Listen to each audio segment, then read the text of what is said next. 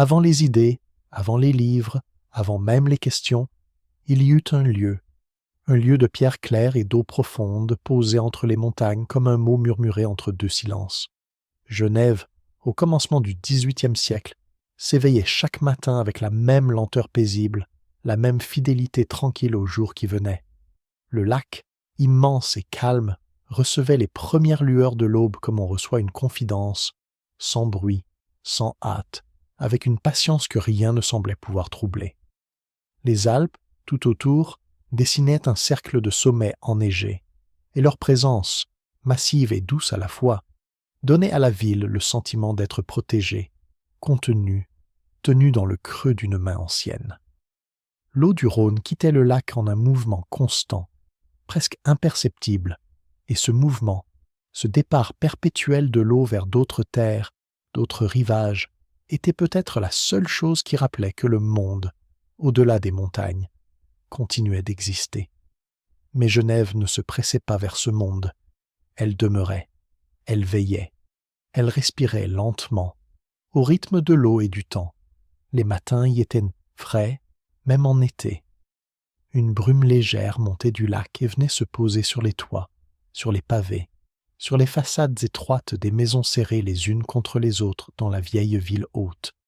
Puis le soleil, peu à peu, dissipait cette brume, et la lumière entrait dans les rues comme elle entrait dans les ateliers, avec discrétion, avec mesure, sans jamais éblouir.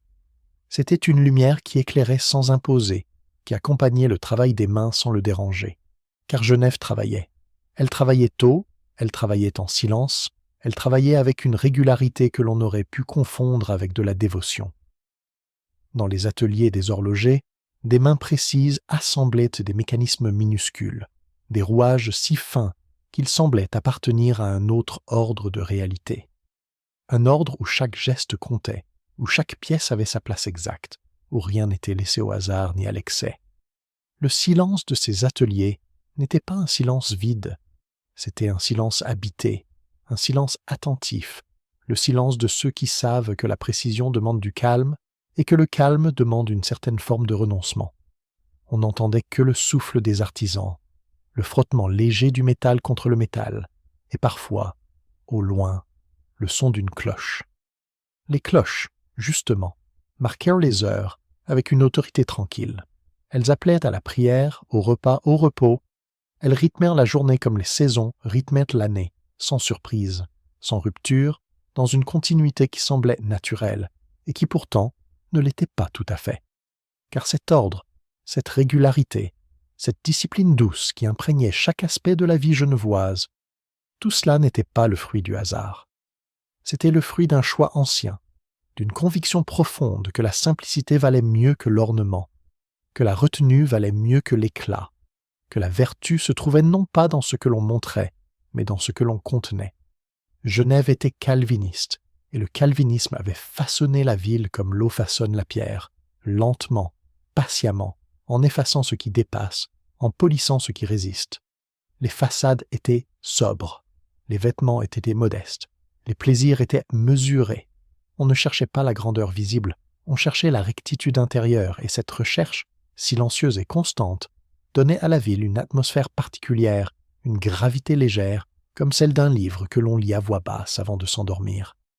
Et pourtant, dans cette retenue même, il y avait quelque chose de singulier, quelque chose que les grandes monarchies d'Europe, avec leurs cours brillantes et leurs palais dorés, ne possédaient pas. Genève était une république, une petite république, modeste, presque invisible sur les cartes des empires, mais une république tout de même, un lieu où les citoyens se gouvernaient eux-mêmes, où les décisions se prenaient ensemble, où le pouvoir n'appartenait pas à un seul homme couronné, mais à une assemblée d'hommes libres. Cette liberté était discrète, presque austère. Elle ne se proclamait pas dans des discours enflammés. Elle se vivait dans le quotidien, dans les assemblées du conseil, dans le respect des lois que l'on s'était données, dans cette conviction partagée que la dignité d'un homme ne dépendait ni de son rang, ni de sa naissance. Tout cela existait ensemble, sans bruit, sans éclat. Le lac et les montagnes, les ateliers et les cloches, la rigueur et la liberté, la pierre et la lumière. Genève vivait comme on respire, sans y penser, avec la certitude tranquille que demain ressemblerait à aujourd'hui, que l'ordre des choses était bon, que le monde, dans son silence, tenait debout. Les saisons passaient. L'hiver couvrait la ville de neige et de recueillement. Le printemps ramenait la douceur sur les rives du lac. L'été ouvrait les fenêtres des ateliers. L'automne dorait les arbres le long des promenades. Et le temps, ce temps lent et circulaire, semblait ne mener nulle part, semblait tourner sur lui-même, comme les aiguilles des montres que l'on assemblait, avec tant de soin dans les arrière-boutiques de la ville haute. Mais le temps menait quelque part. Il menait sans se presser vers un commencement. Et dans ce monde ordonné, discret, presque immobile, un enfant allait naître. Il naquit au mois de juin, quand la lumière sur le lac durait longtemps et que les soirées s'étiraient dans une douceur tranquille. C'était l'année 1712, et Genève, comme chaque été, respirait un peu plus lentement, un peu plus largement, sous le ciel clair des beaux jours. Dans une maison de la Grand-Rue, au cœur de la vieille ville, un enfant vint au monde. On l'appela Jean-Jacques. Il était petit, fragile, et son premier souffle fut si faible que l'on craignit, un instant, qu'il ne fût aussi le dernier. Mais l'enfant respirait. Il respirait, et c'était déjà beaucoup. Sa mère s'appelait Suzanne. Suzanne Bernard, devenue Rousseau par le mariage, était une femme douce, dit-on, une femme qui aimait les livres et la musique, une femme dont le visage plus tard ne survivrait que dans les mots de ceux qui l'avaient reconnue. Elle avait porté cet enfant avec patience, elle l'avait attendu comme on attend une promesse, et quand enfin il fut là, entre ses bras, elle dut sentir, peut-être, ce mélange étrange de fatigue et de plénitude que connaissent celles qui viennent de donner la vie. La lumière de juin entrait par la fenêtre. Le linge était propre, la maison était calme, tout semblait en ordre. Mais quelque chose déjà n'allait pas. Les jours qui suivirent furent des jours suspendus, des jours où le temps sembla hésiter entre la joie et l'inquiétude. Suzanne ne se remettait pas. Son corps, épuisé par l'accouchement, refusait de reprendre des forces. Elle restait allongée, pâle, les yeux parfois fermés, la main parfois posée sur le berceau de l'enfant qui dormait près d'elle. On lui apportait des bouillons, on changeait ses draps, on ouvrait la fenêtre pour laisser entrer l'air frais du matin. Mais rien ne suffisait. Rien ne ramenait la couleur sur ses joues, la vigueur dans ses gestes, la certitude dans son regard. 9 jours passèrent ainsi. 9 jours de silence et d'attente. 9 jours où la maison entière semblait retenir son souffle. Et puis, un matin, Suzanne s'en alla. Elle s'en alla comme on s'endort, sans bruit, sans cri, dans cette même lumière de juin qui avait accueilli son fils. Elle avait 39 ans. Elle laissait derrière elle un mari, un enfant plus grand, et ce nouveau-né qui ne saurait jamais à quoi ressemblait son visage. L'enfant, lui, ne savait rien. Il dormait, il pleurait, il tétait le lait d'une nourrice que l'on avait fait venir en hâte. Il ne connaissait pas encore les mots, ni les visages, ni les noms. Il ne savait pas que quelque chose venait de se briser, que quelqu'un venait de partir, que le monde dans lequel il était entré portait déjà, au creux de ses premiers jours, une absence qui ne serait jamais comblée. Il respirait simplement, il existait simplement. Et le silence faisait le reste. Isaac, le père, resta seul avec sa douleur. C'était un homme sensible, un homme qui aimait passionnément, un homme dont le cœur, disait-on, s'emportait facilement, dans la joie comme dans la peine. Il avait aimé Suzanne. Il l'avait aimée d'un amour vif, entier, un amour qui ne savait pas se modérer. Et maintenant, elle n'était plus là. Il restait debout dans la maison silencieuse, il regardait le berceau où dormait l'enfant. Et peut-être, dans ces moments-là, ne savait-il pas très bien ce qu'il ressentait. La colère, la tendresse, le chagrin, tout cela se mêlait en lui sans trouver de mots, sans trouver d'issue. Il prenait l'enfant dans ses bras, il le regardait, et dans ce regard, il y avait à la fois tout l'amour du monde et toute la tristesse du monde.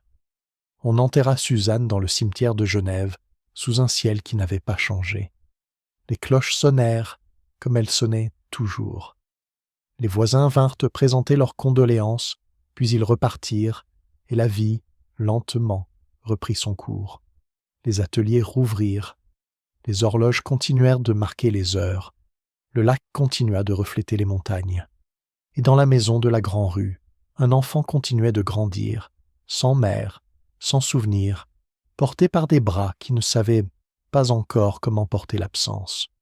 Il y a des vies dès qui commencent dans la plénitude, entourées de voix et de visages familiers, et il y a des vies qui commencent autrement, dans un espace où quelque chose manque avant même que l'on sache ce que manquer veut dire.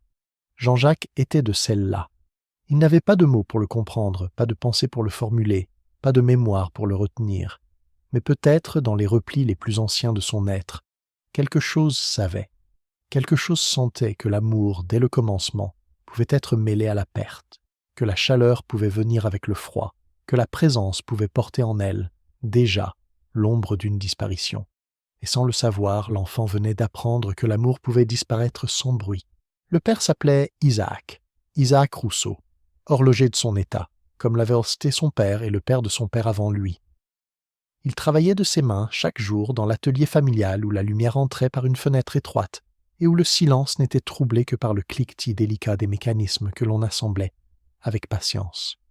C'était un homme de gestes précis, un homme qui savait tenir entre ses doigts des pièces si petites qu'elles semblaient appartenir à un autre monde, un monde où le temps lui-même pouvait être fabriqué, mesuré, contenu dans un boîtier de métal poli.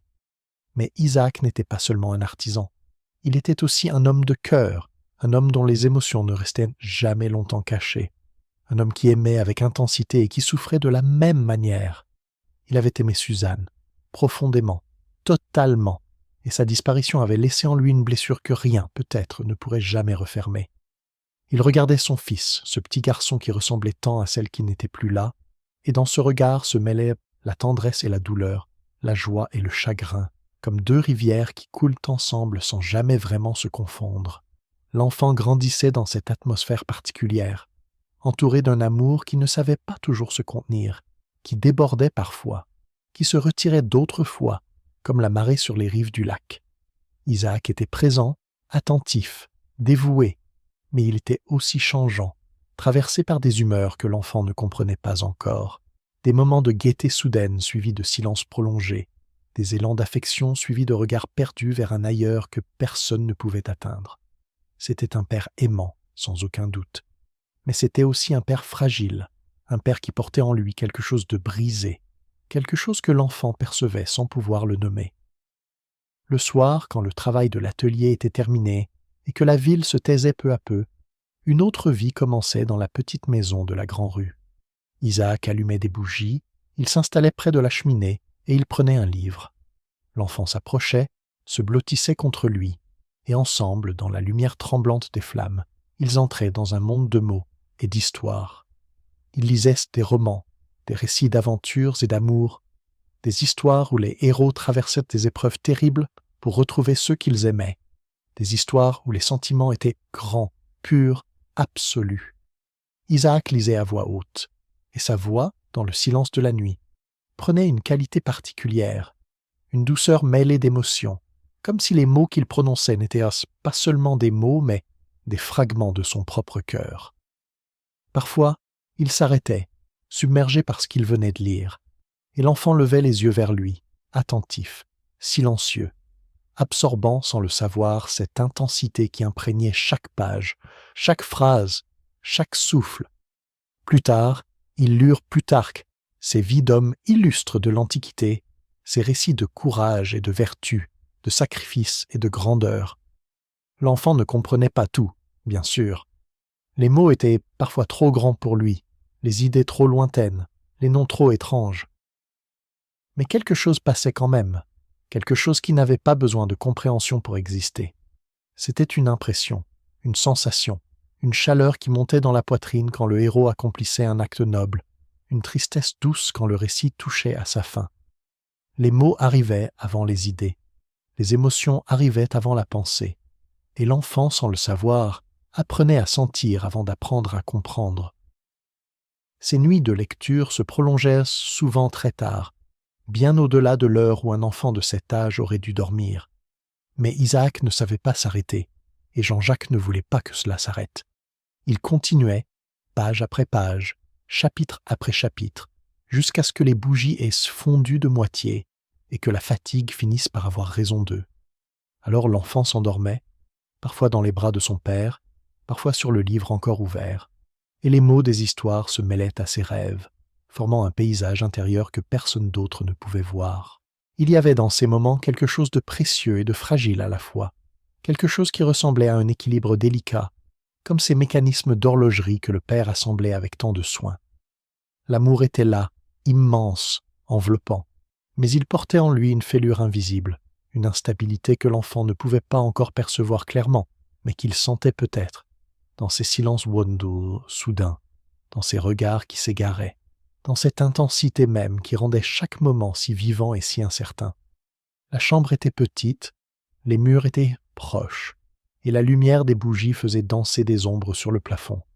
Dehors, Genève dormait, et le lac, quelque part dans l'obscurité, continuait de refléter les étoiles. À l'intérieur, un père et un fils partageaient des histoires, des émotions, un temps suspendu qui ne reviendrait jamais tout à fait de la même manière. Dans cette chambre éclairée à la bougie, quelque chose prenait forme, lentement, doucement, comme une mélodie que l'on entend avant de connaître les paroles. Quelque chose qui n'avait pas encore de nom, mais qui, déjà, existait. Les jours se suivaient dans la maison de la Grand-Rue, semblables les uns aux autres, rythmés par le travail de l'atelier, par les repas pris ensemble, par ces soirées où les livres continuèrent de s'ouvrir dans la lumière des bougies. L'enfant grandissait, et le temps passait avec cette lenteur particulière des premières années, quand chaque saison semble durer une éternité, et que le monde paraît stable, immuable, comme s'il avait toujours été ainsi, et devait toujours le rester. Mais quelque chose, imperceptiblement, commençait à changer. Il y eut d'abord des conversations à voix basse, des mots échangés entre adultes que l'enfant ne comprenait pas, des silences nouveaux qui s'installèrent parfois au milieu d'une phrase. Isaac rentrait le soir avec un visage différent, une tension dans les épaules, une préoccupation dans le regard qu'il essayait de dissimuler, mais qui transparaissait quand même, comme une ombre sur un mur ensoleillé. L'enfant percevait ces changements sans pouvoir les nommer. Il sentait que quelque chose n'allait pas, sans savoir quoi, et cette incertitude flottait dans l'air, de la maison comme une odeur légère que l'on ne parvient pas à identifier. Un différend avait surgi, une querelle avec un homme de la ville, quelqu'un qui appartenait à un autre monde, un monde de pouvoir et d'influence où les horlogers de la Grand-Rue n'avaient pas leur place. Les détails importaient, et l'enfant, de toute façon, n'en connaissait aucun. Il savait seulement que son père était préoccupé, que des mots comme honneur et injustice revenaient parfois dans les conversations, que quelque chose s'était passé qui ne pouvait pas se défaire simplement. Isaac était un homme fier. Il ne supportait pas l'humiliation. Il ne savait pas courber les chines devant ceux qui se croyaient supérieurs. Il portait en lui cette dignité des artisans genevois, qui considérèrent leur travail comme une noblesse à part entière. Mais cette fierté, dans les circonstances qui s'étaient présentées, devenait un obstacle. La ville avait ses règles, ses hiérarchies, ses manières de régler les conflits, et ces manières ne favorisaient pas toujours ceux qui avaient raison. Elles favorisaient ceux qui avaient du pouvoir. Un jour, il fut question de partir. L'enfant ne comprit pas tout de suite ce que cela signifiait. Partir, c'était un mot qu'il avait entendu dans les romans. Un mot qui appartenait aux aventures, aux voyages, aux histoires de héros qui quittaient leur terre natale pour accomplir de grandes choses. Mais ce n'était pas de cela qu'il s'agissait. Il s'agissait de son père, de sa maison, de sa vie telle qu'il la connaissait depuis toujours. Il s'agissait de quelque chose qui allait changer, et cette fois, le changement ne serait pas comme les saisons qui tournent et reviennent. Ce serait autre chose. Isaac quitta Genève. Il partit pour une ville voisine, de l'autre côté de la frontière, là où les lois de la République ne pouvaient plus l'atteindre, là où il pourrait recommencer, peut-être, ou simplement attendre que les choses se calment. Il embrassa son fils. Il lui dit des mots que l'enfant oublierait plus tard, et puis il franchit la porte, et la porte se referma, et le bruit de ses pas s'éloigna dans la rue, et puis il n'y eut plus rien. L'enfant resta. Il resta dans la maison qui soudain paraissait plus grande, plus silencieuse, plus vide. Les meubles étaient les mêmes, les murs étaient les mêmes, la lumière entrait toujours par les mêmes fenêtres, mais quelque chose manquait, quelque chose d'essentiel, quelque chose qui donnait à tous ces objets familiers leur sens et leur chaleur. Le père n'était plus là, son fauteuil près de la cheminée était vide, ses outils dans l'atelier attendaient des mains qui ne viendraient pas. Les livres restaient fermés sur leur étagère car personne désormais ne les ouvrait le soir pour en lire les pages à haute voix. L'enfant ne pleura pas, Ou peut-être pleura-t-il sans que personne ne le voie, dans ces moments où l'on se retrouve seul avec soi-même et où les émotions, trop grandes pour être comprises, se manifestent comme elles peuvent. Il ne savait pas combien de temps durerait cette absence. Il ne savait pas si son père reviendrait, ni quand, ni comment. Il savait seulement que le monde avait changé, que quelque chose s'était déplacé, et que lui, petit garçon dans une maison trop calme, devait continuer à vivre dans ce monde nouveau. On s'occupa de lui. Des proches, des voisins, des membres de la famille prirent le relais, veillant à ce qu'il soit nourri, habillé, éduqué. Les journées reprirent leur cours, les semaines passèrent, les mois s'accumulèrent. L'enfant s'habitua à attendre. Il s'habitua à regarder la porte sans que personne n'entre, à écouter les bruits de la rue sans reconnaître les pas familiers, à s'endormir le soir sans la voix qui lisait les histoires. Les choses changèrent, sans bruit. La vie continua, différente mais continue, et l'enfant apprit, sans que personne ne le lui enseigne, que l'on pouvait vivre avec un vide, que l'on pouvait marcher, manger, dormir, exister, même quand quelque chose d'important avait disparu. Ce n'était pas un apprentissage joyeux, mais ce n'était pas non plus un apprentissage douloureux. C'était simplement ce qui arrivait. C'était simplement la vie. Et peu à peu, l'absence trouva sa place dans le quotidien. L'air changea. Il n'y eut pas de bruit, pas de déchirure, seulement un lent glissement, comme lorsque le lac en automne passe du bleu profond à l'argenté. On emmena l'enfant hors des murs de Genève. On le confia à un pasteur, dans un village nommé Bosset, un nom qui sentait la terre humide et le bois ancien. Bosset était posé au flanc des collines, loin des cloches de la ville, loin des ateliers silencieux. Ici, c'était la campagne qui respirait. La campagne ouvrait l'horizon. Les champs s'étendaient, vastes et paisibles, bordés de haies où les oiseaux chantaient à l'aube. Le vent traversait les prés, effleurant l'herbe haute, et l'enfant, pour la première fois, sentit sous ses pieds la terre molle, vivante, qui sentait le soleil et la pluie. Les saisons n'étaient plus seulement des mots entendus dans les livres de Plutarque. Elles devenaient spectacles. Au printemps, les bourgeons éclataient en fleurs blanches sur les pommiers. En été, les blés dorés ondulaient sous un ciel immense, sans fin. L'automne peignait les feuilles en rouge et or, et l'hiver recouvrait le village d'un manteau silencieux, où chaque pas laissait une empreinte fugace. Les journées s'étiraient, simples et lumineuses. Le pasteur, un homme doux au visage ridé par les années et le soleil, vivait dans une maison basse aux volets verts. L'enfant dormait dans une chambre étroite sous un toit de tuiles. Le matin, il entendait le coq chanter avant même d'ouvrir les yeux. Il descendait à la cuisine où l'odeur du pain frais se mêlait à celle du café noir. Puis, il sortait. Il aidait parfois au champ, cueillant des pommes, ramassant des pommes de terre. Ou bien il restait simplement assis près de la haie, observant les fourmis tracer leur chemin minuscule entre les brins d'herbe. Le temps n'était plus mesuré par les horloges précises d'Isaac, mais par le soleil qui monte, par le soleil qui décline, par les cloches de l'église qui sonnaient midi, avec une douceur pastorale. Il découvrait le monde sans encore le juger. Un papillon jaune croisait son chemin, et il s'arrêtait, captivé, jusqu'à ce qu'il disparaisse derrière un buisson. La pluie tombait soudain, et il levait le visage vers le ciel, laissant les gouttes fraîches ruisseler sur ses joues. La nuit, il dormait d'un sommeil profond, bercé par le chant lointain de la rivière et par le murmure du vent dans les chênes. Il n'y avait ni inquiétude, ni urgence. Il n'y avait que l'instant, vaste et tranquille. Dans cette paix rurale, une routine douce s'installa. Après le repas de midi, l'enfant lisait parfois dans le jardin sous un vieux tilleul. Les livres n'étaient on ne plus ceux d'Isaac. Ils étaient plus simples, des récits de la Bible ou des fables.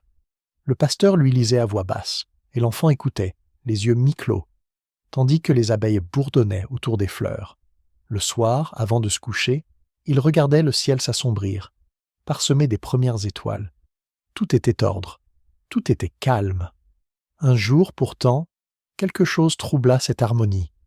Sans éclat, sans drape. C'était un après-midi tiède. L'enfant jouait dans la cour de la maison, tripotant un peigne en corne que le pasteur lui avait donné. Le peigne glissa de ses mains et tomba sur les dalles. Il se brisa net en 2 morceaux nets. L'enfant le ramassa, consterné. Il ne l'avait pas fait exprès. Il ne voulait pas briser les choses. Il porta les 2 morceaux au pasteur, les yeux baissés.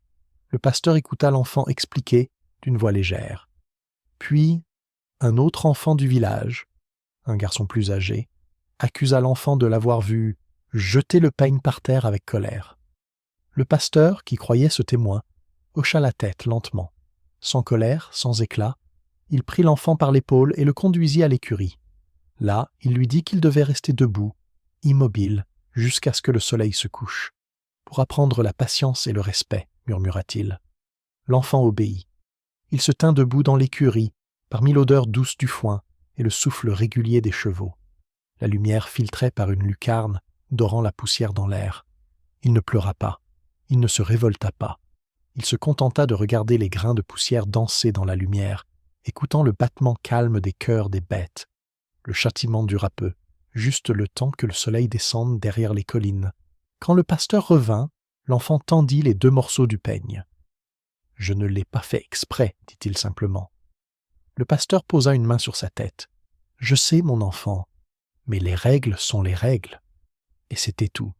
Pas de colère, pas de larmes, seulement une petite ride dans la sérénité du jour, comme une pierre lisse jetée dans l'eau d'un étang.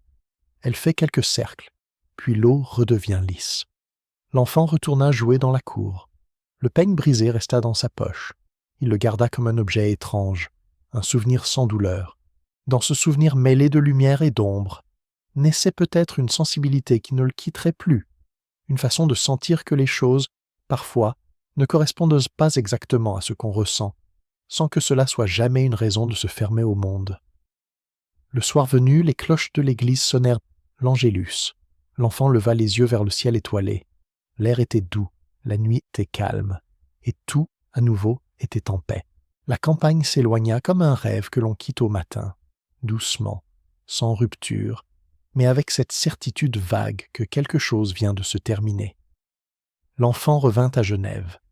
Il retrouva les rues étroites, les façades de pierre, le bruit des pas sur les pavés, et cette lumière différente, plus contenue, qui entrait par des fenêtres plus petites.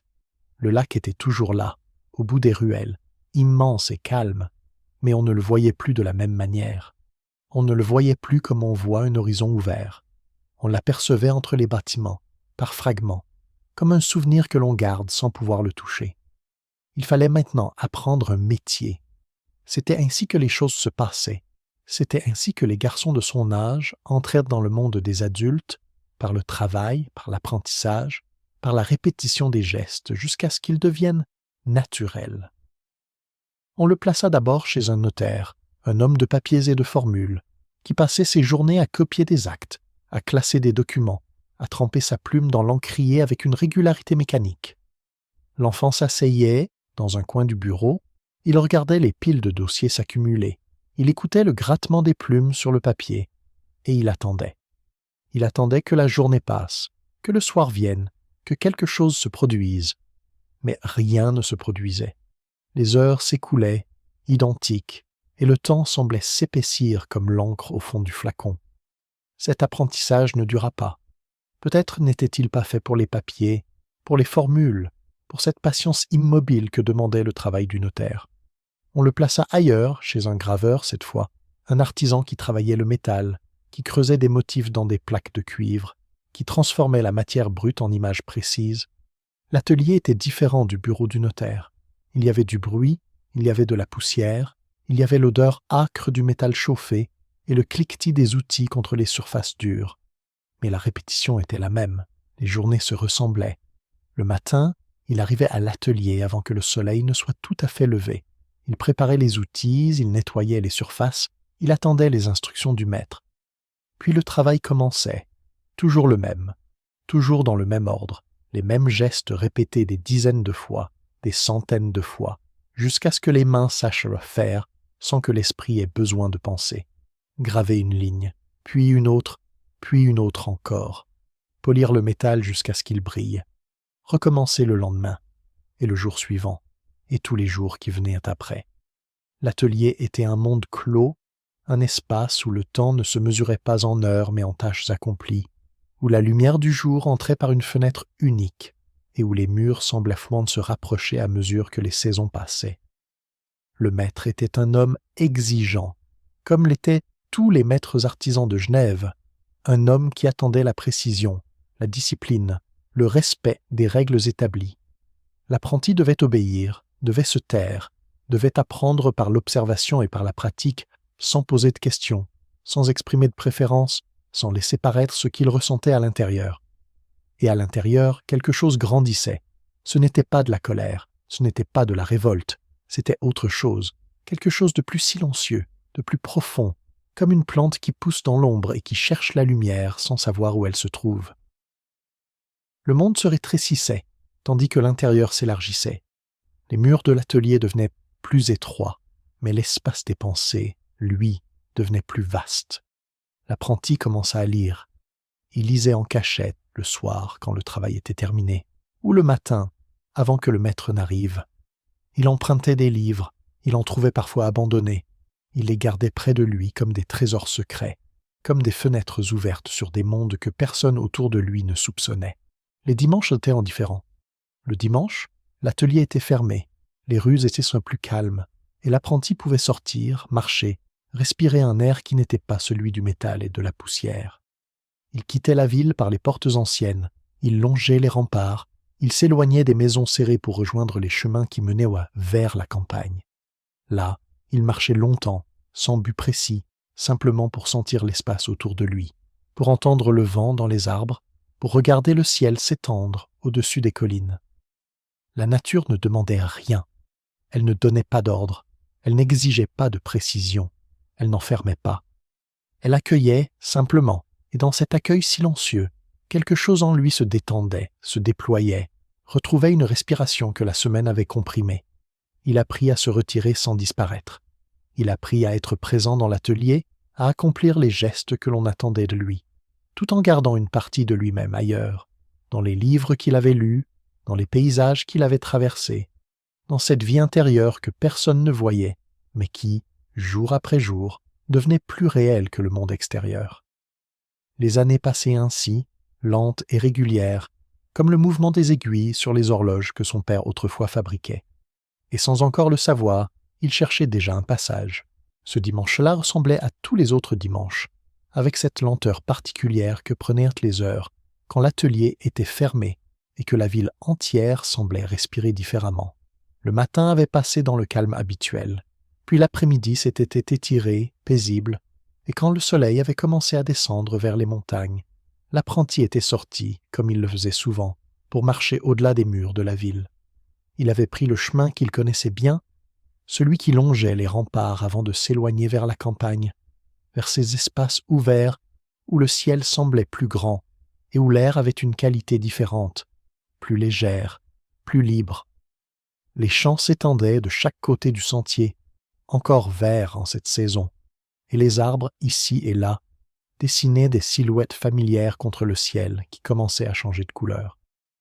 Il marchait sans se presser, sans destination précise, simplement pour le plaisir de sentir ses jambes bouger, de sentir le vent sur son visage, de sentir l'espace autour de lui après une semaine passée entre les murs étroits de l'atelier.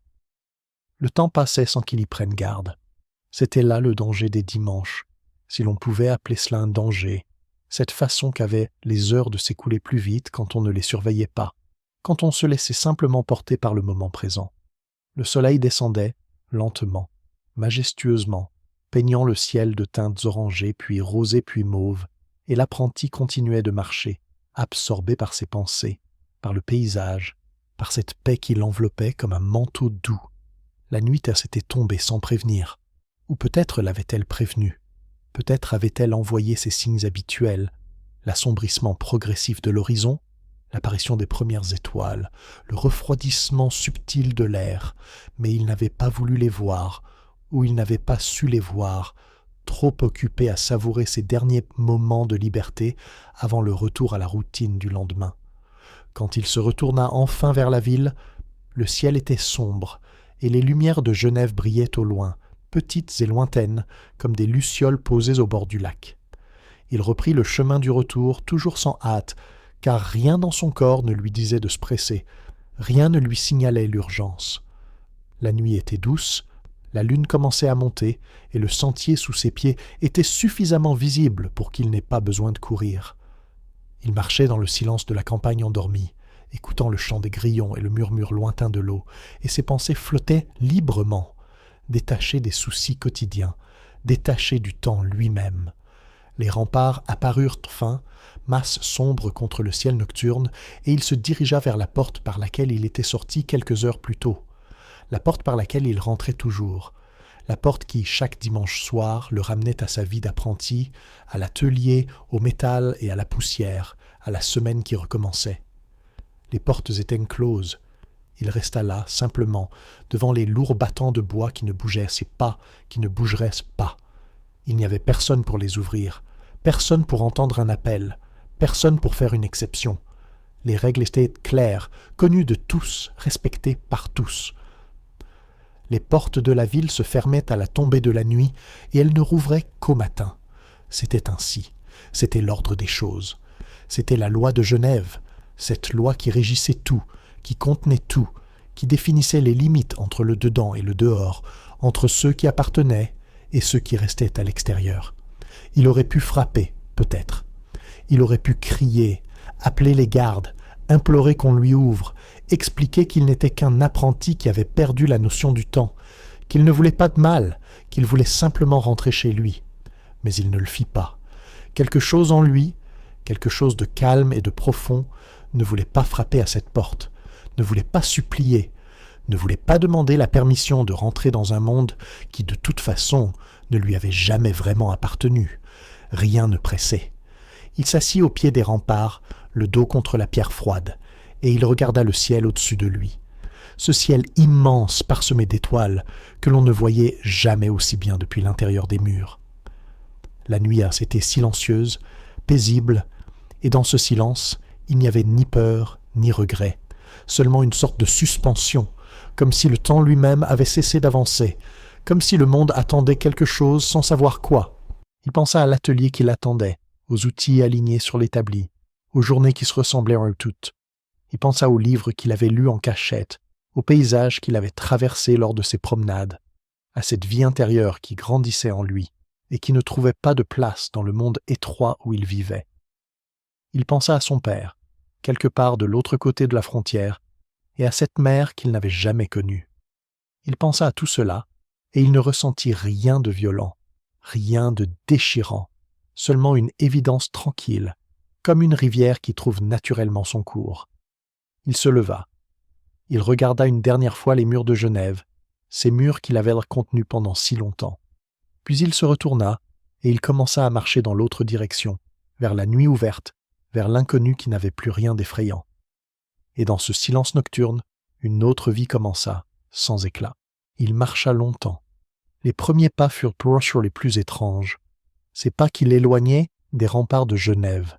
Ces pas qui ne menaient vers aucune destination précise, vers aucun lieu où quelqu'un l'attendait. Mais très vite, l'étrangeté se dissipa, remplacée par autre chose, quelque chose de plus léger, de plus simple, comme si le fait même de marcher suffisait, comme si le mouvement portait en lui sa propre raison d'être.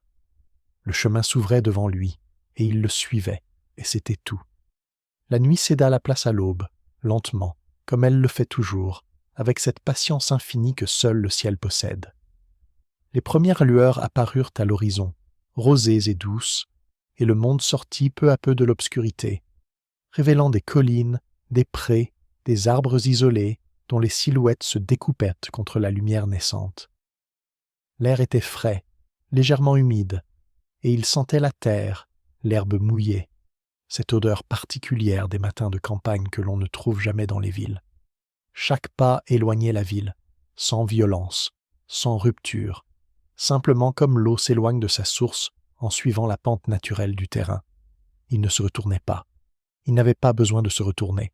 Ce qui était derrière lui appartenait déjà à un autre temps, un temps qui s'effaçait doucement à mesure que les heures passaient et que le paysage changeait autour de lui. Les chemins ne demandaient rien. Ils serpentaient entre les champs, grimpaient pour les collines, descendaient vers les vallées, et il ne posait aucune question, il n'exigeait aucune explication. Il suffisait de poser un pied devant l'autre, de suivre les ornières creusées par les charrettes, de longer les murets de pierre qui séparaient entre les propriétés. Parfois, le chemin traversait un village, quelques maisons serrées autour d'une église, des poules picorant dans la poussière, un chien dormant au soleil. Les gens le regardaient en passer, certains avec curiosité, d'autres avec indifférence, et il continuait, saluant parfois d'un signe de tête, acceptant parfois un morceau de pain ou une indication sur la direction à suivre. Il n'avait presque rien sur lui. Quelques vêtements, un peu d'argent peut-être, pas grand-chose d'autre. Mais ce dénuement, étrangement, ne pesait pas. Il allégeait plutôt, comme si le fait de ne rien posséder rendait le voyage plus facile, plus fluide, comme si les attaches matérielles étaient aussi des attaches intérieures dont on se libérait en les abandonnant. Le monde semblait plus vaste et plus simple, quand on n'avait rien à protéger, rien à craindre de perdre.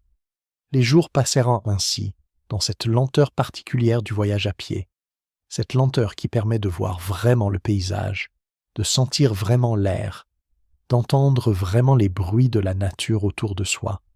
Le soleil se levait, il marchait. Le soleil atteignait son zénith, il s'arrêtait parfois à l'ombre d'un arbre pour se reposer. Le soleil déclinait, il cherchait un endroit où dormir, une grange ouverte, un fossé abrité. Parfois la générosité d'un paysan qui offrait un coin de sa cuisine pour la nuit. Il traversa des forêts où la lumière filtrait à travers les branches en faisceaux dorés, des prairies où les fleurs sauvages ondulaient sous le vent, des rivières qu'il franchissait sur des ponts de pierre anciens ou en ôtant ses chaussures pour marcher dans l'eau froide. Chaque paysage était nouveau, chaque tournant du chemin révélait quelque chose qu'il n'avait jamais vu, et cette nouveauté constante nourrissait quelque chose en lui, une curiosité tranquille, un appétit pour le monde qui ne demandait pas à être satisfait immédiatement, mais qui se contentait de chaque instant comme d'un don suffisant. Il entra en Savoie sans vraiment s'en rendre compte, car les frontières, dans ces régions de montagne et de vallées, n'étaient pas des lignes nettes, mais des transitions progressives, des changements subtils dans l'accent des gens, dans l'architecture des maisons, dans les noms des villages. La Savoie était terre catholique, différente de la Genève calviniste qu'il avait quittée, mais cette différence, pour l'instant, restait abstraite, une information parmi d'autres, quelque chose que l'on lui avait dit en chemin, sans qu'il sache vraiment ce que cela changerait pour lui. On lui parla d'Annecy. On lui dit que là-bas, dans cette ville au bord d'un lac, il pourrait trouver de l'aide, peut-être une direction, peut-être un avenir. On mentionna une dame, une femme de qualité qui accueillait les jeunes gens dans sa situation, qui les aidait à trouver leur chemin. Les détails étaient vagues, comme souvent dans les conseils que l'on reçoit des inconnus rencontrés sur la route. Mais le nom de la ville resta, et il continua à marcher dans cette direction, parce qu'une direction valait mieux qu'aucune, parce que le mouvement avait besoin d'un horizon, même lointain, même incertain. Annecy apparut enfin, nichée entre les montagnes et son lac. Une ville plus petite que Genève, mais tout aussi ordonnée, avec ses rues pavées, ses maisons aux façades colorées, ses clochers qui s'élevaient vers le ciel. Il entra dans la ville comme il était entré dans tous les villages avant elle, sans annonce, sans attente particulière, simplement comme un voyageur qui arrive quelque part et qui regarde autour de lui pour comprendre où il se trouve. On le dirigea vers une maison où vivait cette dame dont on lui avait parlé. Madame de Warens, c'était son nom, un nom qu'il entendait pour la première fois et qui ne signifiait encore rien pour lui. Il se présenta à la porte, le cœur calme, les vêtements froissés par le voyage, ne sachant pas ce qu'il allait dire ni ce qu'on allait lui répondre. La porte s'ouvrit. Il ne savait pas encore que cette porte entr'ouverte allait transformer le cours de son existence. Annecy s'étendait doucement au bord de son lac, entre les montagnes qui l'entouraient, comme des gardiens silencieux. La ville avait cette qualité particulière des lieux où le temps semble couler plus lentement, où les rues ne sont jamais trop larges ni trop bruyantes, où les maisons se cernent les unes contre les autres, avec une familiarité tranquille. Des canaux traversèrent le centre, portant une eau claire qui venait des hauteurs, et cette eau, en murmurant sous les ponts de pierre, donnait à la ville une voix douce, continue, comme une respiration paisible qui ne s'interrompait jamais. Le jeune voyageur traversa ces rues sans se presser, regardant autour de lui avec cette attention calme de ceux qui arrivent quelque part pour la première fois et qui laissent le lieu venir à eux plutôt que de chercher à le saisir. Les façades étaient peintes de couleurs claires, ocre et rose, et la lumière du jour, filtrée par les montagnes environnantes, avait une douceur particulière, ni trop vive ni trop pâle, une lumière qui semblait faite pour ce paysage et pour lui seul. On lui avait indiqué une maison, une adresse, un nom. Il suivit les indications que les habitants lui donnèrent avec cette courtoisie simple des petites villes. Et bientôt il se trouva devant une demeure qui n'avait rien d'imposant, mais qui dégageait quelque chose de soigné, d'accueillant, comme si les murs eux-mêmes savaient te recevoir. La porte était en bois sombre, les fenêtres étaient garnies de rideaux clairs, et quelques fleurs poussaient dans des pots disposés près de l'entrée, ajoutant une touche de couleur à l'ensemble. La maison semblait attendre. Il frappa doucement, presque timidement, car il ne savait pas vraiment ce qu'il faisait là, ce qu'il allait dire, ce qu'on attendait de lui. Il était un jeune homme sans ressources, sans lettre de recommandation, sans rien d'autre que sa présence et son histoire, une histoire qu'il n'avait encore jamais racontée à personne et qu'il aurait eu du mal à résumer si on la lui avait demandé. Il attendit, le cœur calme malgré l'incertitude, et la porte s'ouvrit. Une domestique l'accueillit, une femme d'âge mûr au visage bienveillant, qui l'écouta expliquer qu'il venait de Genève, qu'on lui avait parlé de cette maison, qu'il cherchait peut-être de l'aide, peut-être une direction. Elle hocha la tête, sans surprise, comme si des jeunes gens dans sa situation se présentèrent régulièrement à cette porte, et elle le fit entrer dans un vestibule, où la lumière entrait par une fenêtre haute, créant un rectangle doré sur le sol de pierre. On le fit attendre un moment, et ce moment ne fut pas pesant. La maison avait cette atmosphère particulière des lieux habités avec soin, où chaque objet semble à sa place, où le silence n'est pas vide mais rempli d'une présence diffuse, rassurante. Il y avait des livres sur une étagère, un bouquet de fleurs séchées dans un vase, une horloge dont le tic-tac régulier mesurait le temps sans l'accélérer.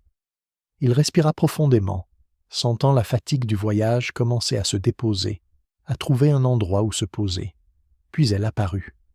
Madame de Warnes entra dans la pièce avec une simplicité qui n'avait rien d'apprêté, rien de théâtral. Elle était jeune encore, plus jeune qu'il ne s'y était attendu, avec un visage doux, des yeux clairs, une expression qui n'était ni sévère ni excessivement souriante, simplement ouverte, attentive, présente. Elle portait une robe sobre.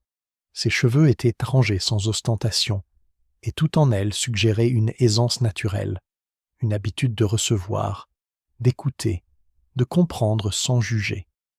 Elle le regarda un moment, sans rien dire, et dans ce regard il n'y avait pas d'examen, pas d'évaluation, seulement une curiosité bienveillante, comme si elle cherchait simplement à voir qui il était, au-delà des apparences, au-delà des circonstances.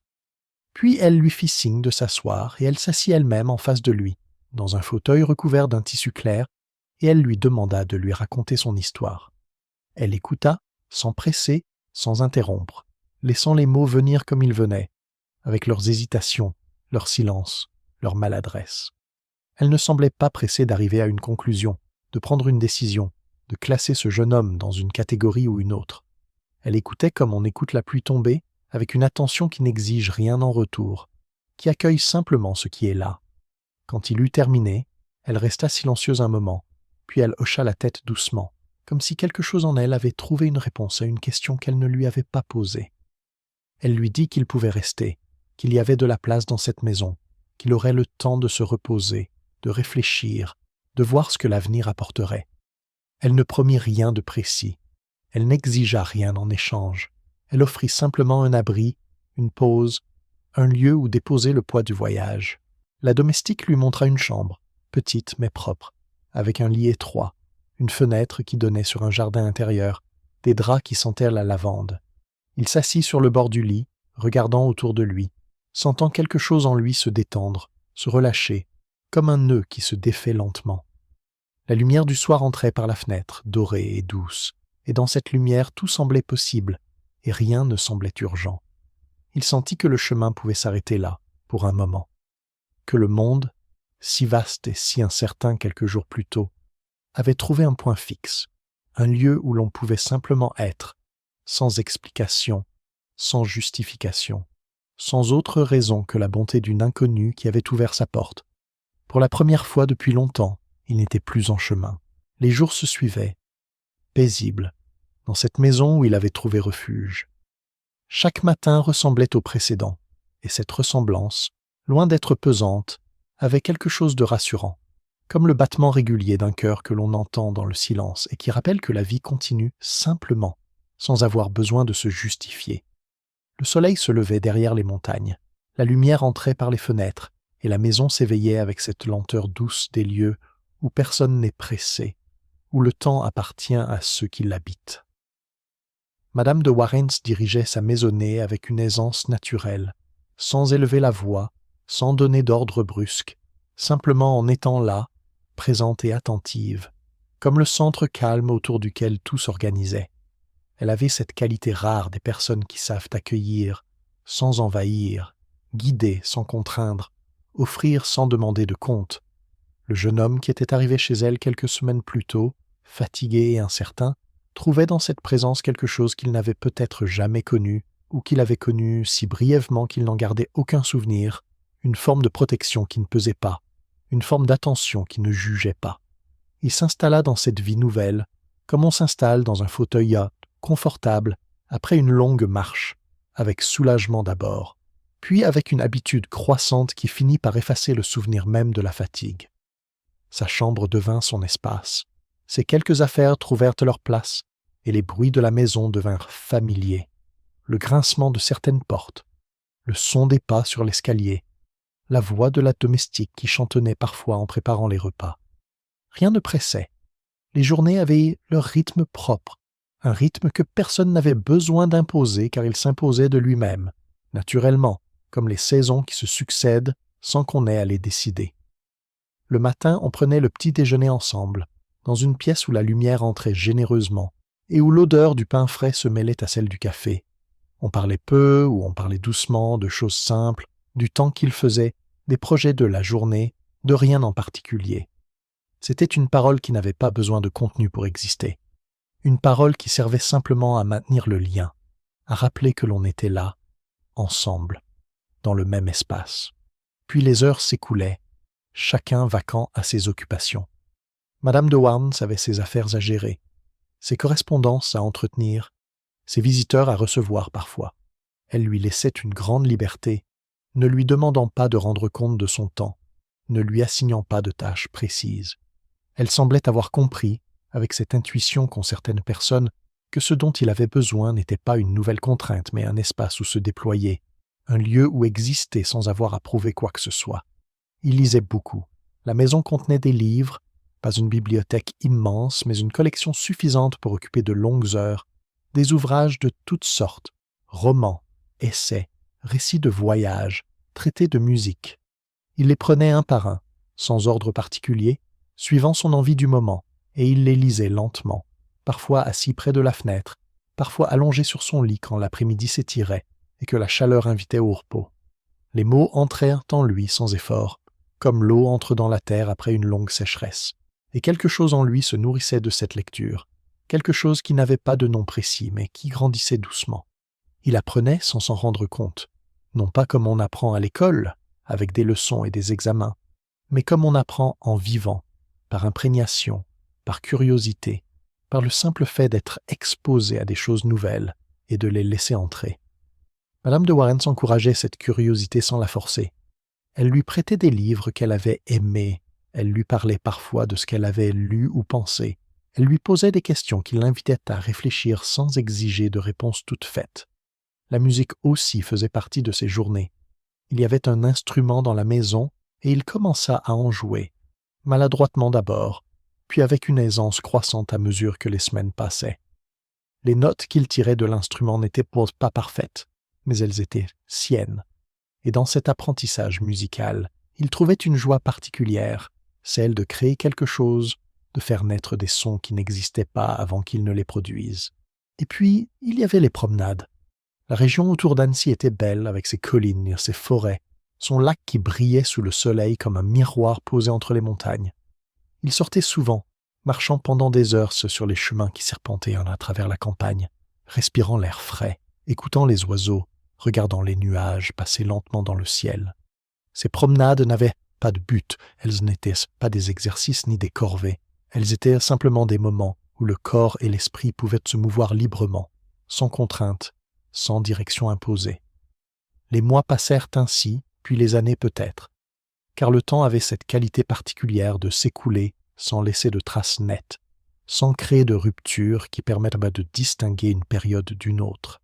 C'était une continuité douce, enveloppante, comme une rivière qui coule si régulièrement qu'on finit par oublier qu'elle coule. Il grandissait physiquement et autrement, il changeait sans doute, mais ces changements étaient si progressifs qu'il ne les percevait pas lui-même, qu'il ne pouvait pas dire quand exactement il était devenu différent de celui qu'il avait été en arrivant. Il y avait de la gratitude dans cette vie, une gratitude qu'il n'exprimait pas toujours, mais qu'il ressentait profondément, comme une chaleur dans la poitrine quand il pensait à ce qui aurait pu être et à ce qui était. Il y avait aussi une forme de dépendance, bien sûr, car il dépendait entièrement de cette femme qu'il avait recueillie, de sa générosité, de sa patience, de sa présence constante. Dans cette lente continuité, quelque chose mûrissait en silence. Il y eut un moment où la maison d'Annecy ne fut plus le seul horizon. Ce moment n'arriva pas brusquement. Il ne fut marqué par aucune décision soudaine, aucune rupture visible. Il vint plutôt comme vient le printemps après l'hiver, progressivement, avec des signes d'abord imperceptibles, puis de plus en plus clairs, jusqu'à ce que l'on réalise un jour que quelque chose a changé sans que l'on puisse dire exactement quand ce changement a commencé. Il s'éloignait sans rompre. Madame de Warrens avait toujours su que ce jeune homme qu'elle avait accueilli ne resterait pas éternellement dans l'ombre de sa protection. Elle l'avait recueilli, nourri, guidé, mais elle savait aussi que la protection, pour être vraiment bienveillante, doit accepter de se desserrer, de laisser partir celui qu'elle a tenu. Elle encouragea donc ses premiers départs, ses voyages vers d'autres villes, d'autres apprentissages, d'autres expériences qui le formeraient autrement que ne pouvait le faire la seule présence auprès d'elle. Il partit d'abord pour Turin, cette ville plus grande, plus bruyante, où l'on disait qu'il pourrait apprendre des choses utiles, acquérir des compétences qui lui serviraient plus tard. Le voyage fut long, à travers les montagnes, par des chemins qui montaient et descendaient entre les vallées, et pendant ce voyage, il eut le temps de sentir ce que signifiait vraiment s'éloigner. Non pas comme une fuite, mais comme un mouvement naturel, comme le mouvement d'un oiseau qui quitte le nid non parce qu'il le rejette, mais parce que ses ailes sont faites pour voler. Turin l'accueillit avec son agitation, ses rues animées, ses bâtiments imposants, ses églises nombreuses dont les cloches sonnaient à toute heure. C'était un monde différent de celui qu'il avait connu, plus vaste, plus complexe, plus difficile à saisir. Il y passa du temps, il y apprit des choses, il y rencontra des gens dont les visages s'effaceraient d'il y a plus tard, mais dont la présence, sur le moment, contribuait à le former, à l'élargir, à faire de lui quelqu'un de légèrement différent de celui qu'il avait été en arrivant. Mais même à Turin, même au milieu de cette ville étrangère, le fil qui le reliait à Madame de Warrens ne se rompait pas. Il pensait à elle souvent, il lui écrivait parfois, de ces lettres que l'on compose lentement en cherchant les mots justes, en essayant de transmettre ce que l'on vit à quelqu'un qui ne le vit pas. Et elle répondait, avec cette même douceur qui avait caractérisé leur relation depuis le début, cette même attention qui ne demandait rien mais qui offrait beaucoup, simplement en étant là, même à distance. La présence demeurait, autrement. Les mois passèrent, et il revint vers elle, comme on revient vers un port après une première navigation. Ce retour n'était pas un échec, il n'était pas l'aveu d'une incapacité à vivre seul, il était simplement le mouvement naturel de quelqu'un qui n'a pas encore trouvé son propre centre et qui a besoin, pour un temps encore, de s'appuyer sur un centre extérieur. Elle l'accueillit sans surprise, sans reproche, avec la même hospitalité tranquille qu'elle lui avait offerte la première fois, et la vie reprit son cours paisible, comme si l'absence n'avait été qu'une parenthèse dans une continuité plus large. Puis il repartit vers d'autres lieux, d'autres tentatives. Il essaya différents métiers, différentes occupations, cherchant peut-être quelque chose qu'il n'aurait pas su nommer, une place dans le monde qui lui correspondrait vraiment, une activité qui donnerait un sens à ses journées au-delà de la simple survie. Ces tentatives n'aboutissaient pas toujours, elles se terminaient parfois dans l'incertitude, dans le sentiment de n'avoir pas trouvé ce qu'il cherchait, mais elles n'étaient pas pour autant des échecs, car chacune d'elles lui apprenait quelque chose lui montrait un aspect du monde qu'il n'avait pas encore vu, ajoutait une couche à cette formation lente et silencieuse qui se faisait en lui. Les lieux changeaient, le fil restait. Il allait et venait entre les villes, entre les maisons, entre les situations, et dans ce mouvement constant il y avait quelque chose qui ressemblait moins à de l'errance qu'à une exploration, une façon de tâter le monde pour en sentir les contours, pour comprendre où il pourrait un jour s'insérer. Il ne savait pas encore ce qu'il voulait devenir, il ne savait pas encore quel serait son chemin, mais cette ignorance ne le troublait pas vraiment, ou du moins pas de façon aiguë, car il sentait confusément que le chemin se révélerait en marchant, que les réponses viendraient avec le temps. Et pendant tout ce temps, la figure de Madame de Warrens restait présente en lui, comme un point de référence intérieur, comme une étoile que l'on garde en vue même quand on navigue vers des rivages inconnus. Elle représentait la stabilité qu'il n'avait plus physiquement, mais qui continuait d'exister quelque part, la certitude qu'il y avait au moins un endroit dans le monde où il serait accueilli, où il serait reconnu, où il ne serait pas un étranger. Cette période de sa vie avait quelque chose de suspendu, comme ces moments entre deux saisons où l'on ne sait plus très bien si c'est encore l'automne ou déjà l'hiver. Il n'appartenait plus vraiment au monde protégé de son enfance adoptive, mais il n'appartenait pas encore au monde adulte où il trouverait sa place. Il était entre les deux, flottant doucement, porté par des courants qu'il ne maîtrisait pas, mais qui ne le malmenaient pas non plus. Les années passaient ainsi, dans ce balancement entre le départ et le retour, entre l'ailleurs et l'ici, entre le connu et l'inconnu. Chaque départ l'éloignait un peu plus, chaque retour le rapprochait un peu moins, et dans ce mouvement progressif quelque chose se construisait, quelque chose qui ressemblait à une autonomie naissante, à une capacité de plus en plus grande à exister par lui-même, à porter son propre poids. Il avançait désormais, sans être seul. Il revint vers elle comme on revient vers une source après avoir traversé des terres sèches, sans précipitation, sans urgence, simplement parce que le chemin naturel ramenait là, vers ce lieu où l'eau était claire et fraîche, vers cette présence qui n'avait jamais cessé d'exister même quand la distance les séparait. Madame de Warrens l'accueillit comme elle l'avait toujours accueilli, avec cette douceur tranquille qui ne posait pas de questions, qui n'exigeait pas d'explications, qui offrait simplement un espace où être, sans condition, sans jugement. Les villes les avaient fatigués tous les deux, peut-être. L'agitation, le bruit, les obligations sociales, tout cela pesait d'un poids léger mais constant, comme une pluie fine qui finit par tremper les vêtements sans qu'on s'en rende compte. Ils parlèrent à s'éloigner, de trouver un endroit plus calme, plus retiré, où la vie pourrait prendre un autre rythme, où le temps pourrait s'écouler autrement. Ce n'était pas une fuite, ce n'était pas un rejet du monde, c'était plutôt un choix, le choix de la simplicité, le choix du silence, le choix de ce qui nourrit vraiment plutôt que de ce qui distrait. Ils trouvèrent les Charmettes. C'était une maison modeste, nichée dans la campagne près de Chambéry, entourée de collines verdoyantes et de vignes qui descendaient en terrasse vers la vallée. Le nom lui-même évoquait quelque chose de doux, de charmant au sens ancien du terme, quelque chose qui attirait sans imposer, qui séduisait sans violence. La maison avait des murs épais qui gardaient la fraîcheur en été et la chaleur en hiver, des fenêtres qui s'ouvraient sur le paysage environnant, un jardin où poussaient des légumes et des fleurs mêlés dans un désordre paisible. Le monde semblait s'éloigner. Dès les premiers jours, quelque chose changea dans l'atmosphère même de leur existence. Le temps, qui dans les villes semblait toujours compté, toujours mesuré, toujours insuffisant, retrouvait ici son ampleur naturelle, son élasticité originelle. Les journées commençaient avec le lever du soleil et se terminaient avec son coucher, rythmées non pas par des horloges mais par la lumière elle-même, par les besoins simples du corps, par les travaux modestes de la maison et du jardin. Ils se levaient tôt, quand l'air était encore frais et que la rosée brillait sur l'herbe. Le petit déjeuner était simple, du pain, du lait, parfois des fruits cueillis dans le jardin ou dans les vergers voisins. Puis les heures s'étiraient, généreuses, sans rien qui presse, sans rien qui appelle. Il y avait toujours quelque chose à faire, bien sûr, mais ce quelque chose ne ressemblait pas au travail tel qu'on l'entend habituellement. Il ressemblait plutôt à une continuation naturelle de la vie, à un mouvement qui prolongeait le simple fait d'exister. Le jardin demandait des soins, et ces soins étaient donnés avec plaisir.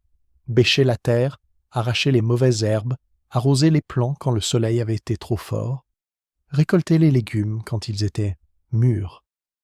Ces gestes simples, répétés jour après jour, avaient quelque chose de profondément satisfaisant, comme si le corps retrouvait une fonction qu'il avait oubliée, comme si les mains redécouvraient le contact avec la matière première du monde. Les promenades occupèrent une grande partie des journées. Les chemins autour de la maison menaient vers des collines, d'où l'on pouvait voir la vallée s'étendre en contrebas, vers des forêts où la lumière filtrait à travers les feuillages en créant des motifs mouvants sur le sol, vers des ruisseaux dont l'eau claire courait sur les pierres avec un murmure constant et apaisant. Il marchait longtemps, parfois seul, parfois en compagnie, et pendant ces marches il observait, il écoutait, il laissait le paysage entrer en lui sans chercher à le comprendre, simplement en le recevant comme un don. Les jours se déposaient doucement, les uns sur les autres, comme des feuilles qui tombent en automne et qui forment peu à peu un tapis souple et silencieux. Les saisons passaient, chacune avec ses couleurs propres, ses odeurs propres, ses rythmes propres. Le printemps ramenait les fleurs et les oiseaux, l'été apportait la chaleur et l'abondance, l'automne dorait les vignes et les forêts, l'hiver enveloppait la maison dans un silence blanc et ouaté. Et à travers ces changements, la vie continuait, égale, paisible, comme un fleuve qui coule sans hâte vers une destination qu'il n'a pas besoin de connaître. La lecture faisait partie de ces journées comme le pain faisait partie des repas, naturellement, sans effort, sans programme établi. Les livres étaient là, disponibles, et il les prenait quand l'envie venait, les reposait quand la tension faiblissait, les reprenait plus tard avec un plaisir renouvelé. Il lisait de tout, histoire, philosophie, sciences naturelles, poésie, et ces lectures diverses se mélangeaient en lui, formant un terreau riche où des pensées commençaient à germer, encore informes, encore fragiles, mais déjà présentes. La musique aussi avait sa place. Il jouait, il chantait parfois. Il écoutait les sons de la nature qui étaient eux-mêmes une musique. Le vent dans les arbres, les oiseaux au matin, la pluie sur le toit, le craquement du bois dans la cheminée le soir. Tout cela formait une harmonie, une composition sans compositeur, une beauté qui n'avait besoin de personne pour exister, mais qui se donnait généreusement à qui savait l'entendre. Il n'y avait plus rien à fuir. La paix qui régnait aux Charmettes n'était pas l'absence de mouvement, elle était plutôt la présence d'un mouvement juste, accordé, en harmonie avec quelque chose de plus grand que soi. Les journées avaient leur plénitude propre. Elles ne manquaient de rien, elles ne demandaient rien d'autre que d'être vécues, avec attention, avec gratitude, avec cette présence simple qui est peut-être la forme la plus pure du bonheur. Madame de Warrens était là, proche, bienveillante, partageant cette vie retirée avec la même sérénité qu'elle avait toujours montrée. Leur relation avait mûri avec le temps, elle s'était approfondie sans perdre sa douceur originelle. Elle était devenue quelque chose de stable, de sûr, comme un arbre dont les racines s'enfoncent profondément dans la terre et qui peut ainsi résister au vent sans se briser. Dans ce refuge discret, il crut toucher quelque chose de simple et de vrai. Les saisons continuaient de tourner autour de la maison des Charmettes, fidèles à leur rythme ancien, indifférentes aux petites affaires des hommes. Le printemps revenait toujours avec ses fleurs, l'été avec sa chaleur généreuse, l'automne avec ses ors et ses brumes légères, l'hiver avec son silence blanc. Mais quelque chose, imperceptiblement, commençait à changer dans l'air même de cette vie si paisible. Quelque chose que l'on ne pouvait pas nommer précisément, mais que l'on sentait comme on sent l'approche de la pluie, avant que les premiers nuages n'apparaissent à l'horizon. Les années avaient passé, nombreuses, douces, presque identiques les unes aux autres dans leur tranquillité. Et peut-être était-ce justement cette accumulation de temps qui rendait la situation plus fragile, car rien ne dure éternellement dans la même forme, car tout ce qui vit se transforme, même ce qui semble le plus stable, même ce qui paraît le plus protégé des changements du monde extérieur. Il y eut des soucis, de ceux que l'on ne raconte pas en détail parce qu'ils n'ont rien de remarquable, de ceux qui touchent toutes les vies à un moment ou un autre. Des questions d'argent peut-être, car l'argent finit toujours par se poser comme question, même dans les existences les plus retirées. Des questions de santé aussi, cette santé fragile qui avait toujours été la sienne et qui demandait parfois des soins que la campagne ne pouvait pas offrir. Des questions d'avenir, cet avenir qui restait flou et qui ne pouvait pas rester flou indéfiniment, car un homme jeune encore ne peut pas passer sa vie entière dans le refuge d'une protectrice aussi douce soit-elle. Rien ne s'opposa vraiment. Il n'y eut pas de dispute, pas de rupture, pas de moment où tout bascula d'un coup. Il y eut plutôt une lente prise de conscience, partagée peut-être, que le temps des Charmettes touchait à sa fin, que cette parenthèse enchantée ne pouvait pas se prolonger indéfiniment, que la vie appelait ailleurs, vers d'autres lieux, d'autres expériences, d'autres étapes d'un chemin qui n'était pas encore achevé. Il fallut partir. Ces mots ne furent sans peut-être jamais prononcés exactement ainsi, mais leur sens flottait dans l'air de la maison, dans les silences qui s'installaient parfois entre les conversations, dans les regards qui se posaient sur le paysage environnant avec une intensité nouvelle, comme si l'on voulait graver chaque détail dans la mémoire avant qu'il ne soit trop tard. Les collines, les vignes, le jardin avec ses légumes et ses fleurs, la lumière particulière des matins d'été, le chant des oiseaux au crépuscule, tout cela prenait une valeur différente maintenant qu'on savait, confusément, que cela ne durerait plus très longtemps. Les derniers jours au refuge eurent cette qualité particulière des moments que l'on sait compter. Cette intensité douce qui vient non pas de l'urgence, mais de l'attention, de la conscience aiguë que chaque instant est précieux parce qu'il ne reviendra pas. Il marchait dans les chemins qu'il connaissait par cœur, il s'asseyait aux endroits où il avait l'habitude de s'asseoir, il regardait le paysage avec des yeux qui essayaient de tout retenir, de tout emporter, de transformer le visible en quelque chose d'intérieur que personne ne pourrait lui enlever. Madame de Warrens elle-même semblait accepter ce départ avec la même sérénité qu'elle avait mise dans tout le reste. Elle ne retenait pas, elle ne suppliait pas, elle ne faisait pas peser sur lui le poids d'une culpabilité. Elle comprenait, peut-être mieux que lui, que les êtres humains ont besoin de mouvement, que l'amour véritable inclut la capacité de laisser partir, que les liens les plus forts sont ceux qui ne cherchent pas à enchaîner. Le jour du départ arriva, comme arrivent tous les jours, même ceux que l'on redoute, même ceux que l'on voudrait repousser indéfiniment. Le soleil se leva sur les Charmettes comme il s'était levé tant de fois auparavant, indifférent aux émotions humaines, fidèle à son parcours immuable. Les affaires furent rassemblées, les adieux furent faits, les derniers regards furent échangés, et puis il partit, sur le chemin qui descendait vers la vallée, vers les villes, vers le monde qui l'attendait, avec son bruit et son agitation. Il se retourna plusieurs fois, regardant la maison qui s'éloignait, qui rapetissait à mesure qu'il avançait, qui finit par disparaître derrière un tournant du chemin. Et quand elle eut disparu, il continua à marcher, portant en lui quelque chose qui ne disparaîtrait pas, quelque chose que la distance ne pouvait pas effacer, quelque chose qui resterait vivant aussi longtemps qu'il resterait vivant lui-même. Le lieu demeurait en lui. Les villes vers lesquelles il se dirigeait n'avaient rien de la douceur des Charmettes. Elles étaient assez bruyantes, pressées, indifférentes aux rêveries et aux contemplations.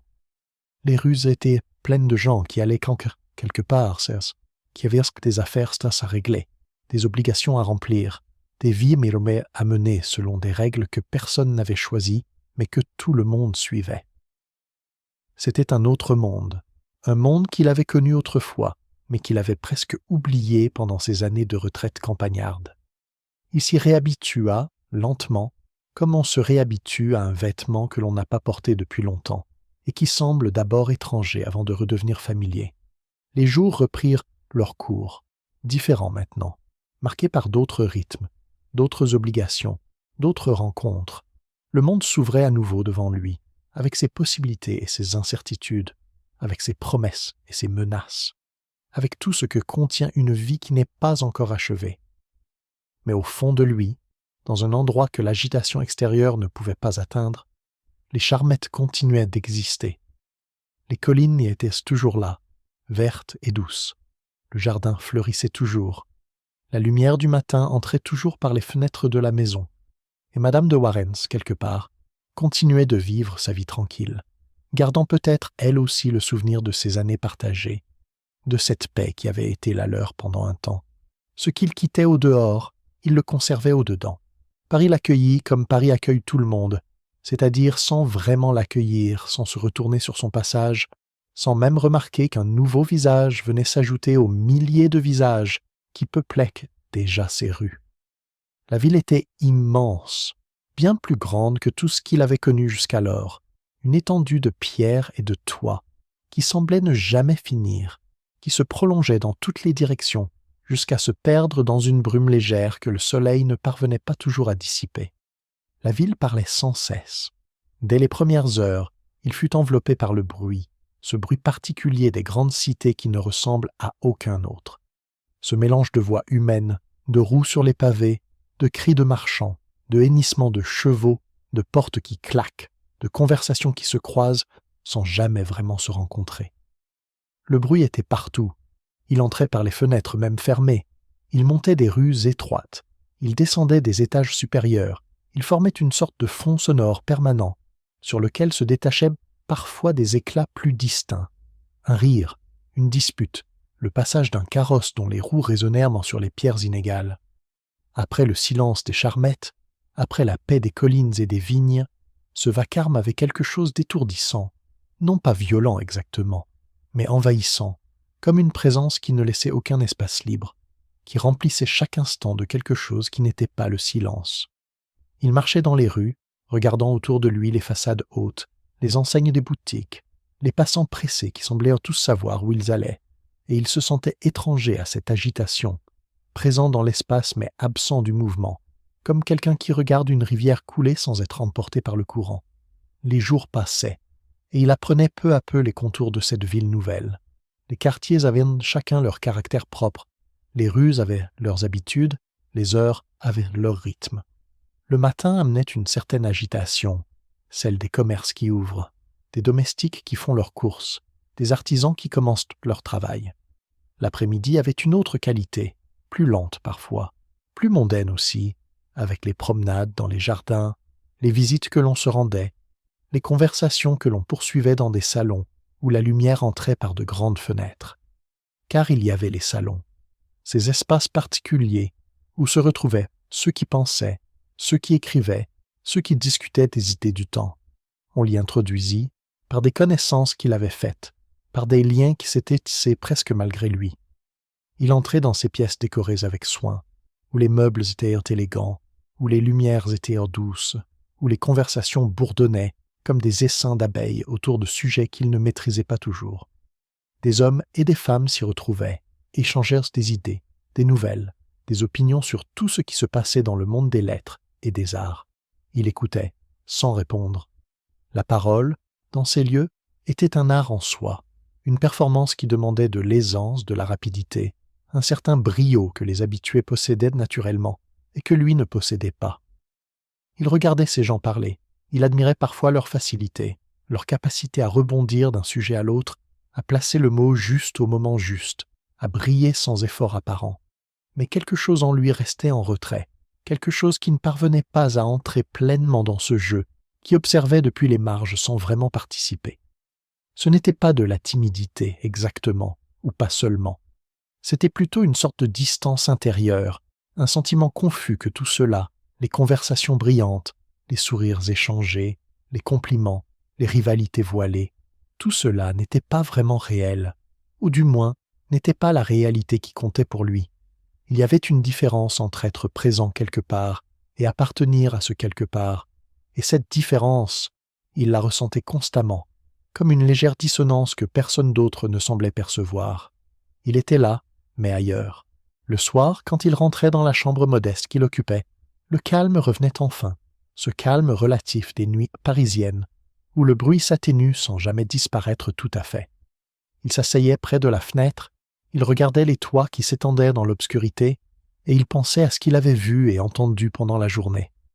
Les conversations repassaient dans sa mémoire, les visages, les gestes, les mots prononcés avec tant d'assurance.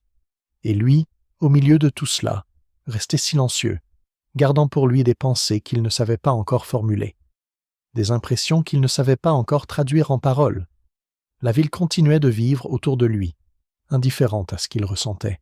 Les rues ne se soucièrent pas de son malaise, les salons ne remarquèrent pas son retrait. Le monde poursuivait sa course sans lui demander son avis. Et peut-être était-ce bien ainsi. Peut-être fallait-il ce temps d'observation, ce temps où l'on regarde sans intervenir, où l'on écoute sans répondre, pour que quelque chose mûrisse lentement à l'intérieur, quelque chose qui finirait par trouver sa voie. Au milieu de tant de voix, il conservait le silence. Il marchait souvent hors des murs de la ville, quand le temps le permettait, quand les obligations de la journée lui laissaient quelques heures de liberté. Ces promenades étaient devenues une nécessité, une façon de respirer autrement, de retrouver quelque chose que Paris lui prenait sans qu'il s'en rende toujours compte. Les chemins qui menaient vers les campagnes environnantes n'avaient pas la beauté des collines de Savoie. Ils n'avaient pas cette grandeur tranquille des paysages qu'il avait aimés autrefois, mais ils offraient au moins l'espace, le ciel ouvert, le silence relatif des champs et des bois. Ce jour-là, le soleil était doux, ni trop chaud, ni trop pâle. Une lumière d'entre-saison qui donnait aux choses des contours nets sans les rendre dures. Il avait pris la route de Vincennes, cette route qu'il connaissait bien maintenant, bordée d'arbres dont les feuilles commençaient peut-être à changer de couleur, ou peut-être étaient-elles encore vertes. Il ne s'en souviendrait plus exactement par la suite, car ce n'était pas le paysage qui marquerait ce jour dans sa mémoire. Il marchait d'un pas régulier, sans hâte, laissant ses pensées flotter librement, comme elles le faisaient toujours pendant ses promenades solitaires. Le mouvement des jambes avait cette vertu particulière de libérer l'esprit, de le détacher des préoccupations immédiates, de lui permettre d'errer dans des régions qu'il n'aurait pas visitées autrement. Les idées venaient et repartaient, les souvenirs affleuraient, puis s'effaçaient, et le temps passait sans qu'on ait besoin de le mesurer. Il portait avec lui un journal, ou peut-être l'avait-il trouvé en chemin dans une auberge où il s'était arrêté pour se reposer un moment. Les pages contenaient les nouvelles habituelles, ces informations sur le monde que l'on parcourt distraitement, sans vraiment les retenir, ces annonces et ces commentaires qui forment le bruit de fond d'une époque. Il feuilletait ces pages sans attention particulière, l'esprit ailleurs, le regard glissant sur les mots sans s'y arrêter. Puis il vit la question. Une académie de province, celle de Dijon, proposait un sujet de réflexion, comme le faisaient parfois ces institutions savantes qui cherchaient à encourager la pensée et l'écriture. La question portait sur les arts et les sciences, sur leur rapport avec quelque chose d'autre, les mœurs peut-être, la vertu. Il ne se souviendrait plus exactement des termes précis, mais ce n'étaient pas les termes qui comptaient, c'était ce qu'ils éveillaient en lui, ce mouvement intérieur qui commença dès qu'il eut lu ces quelques mots. Il s'arrêta, et le monde s'arrêta avec lui. Ce fut un moment étrange, difficile à décrire parce qu'il ne ressemblait à rien de ce qu'il avait connu auparavant. Ce n'était pas une idée nouvelle qui surgissait. Ce n'était pas une révélation venue de nulle part. C'était plutôt comme si quelque chose qui avait toujours été là, enfoui, informulé, trouvait soudain une issue, un chemin vers la surface, une possibilité de s'exprimer. L'idée n'arriva pas brusquement. Elle était déjà là. Elle attendait, depuis des années peut-être, depuis l'enfance peut-être, depuis ses lectures nocturnes avec son père, depuis les promenades dans les collines de Savoie, depuis le silence des charmettes, depuis toutes ces expériences accumulées qui formaient la substance même de ce qu'il était.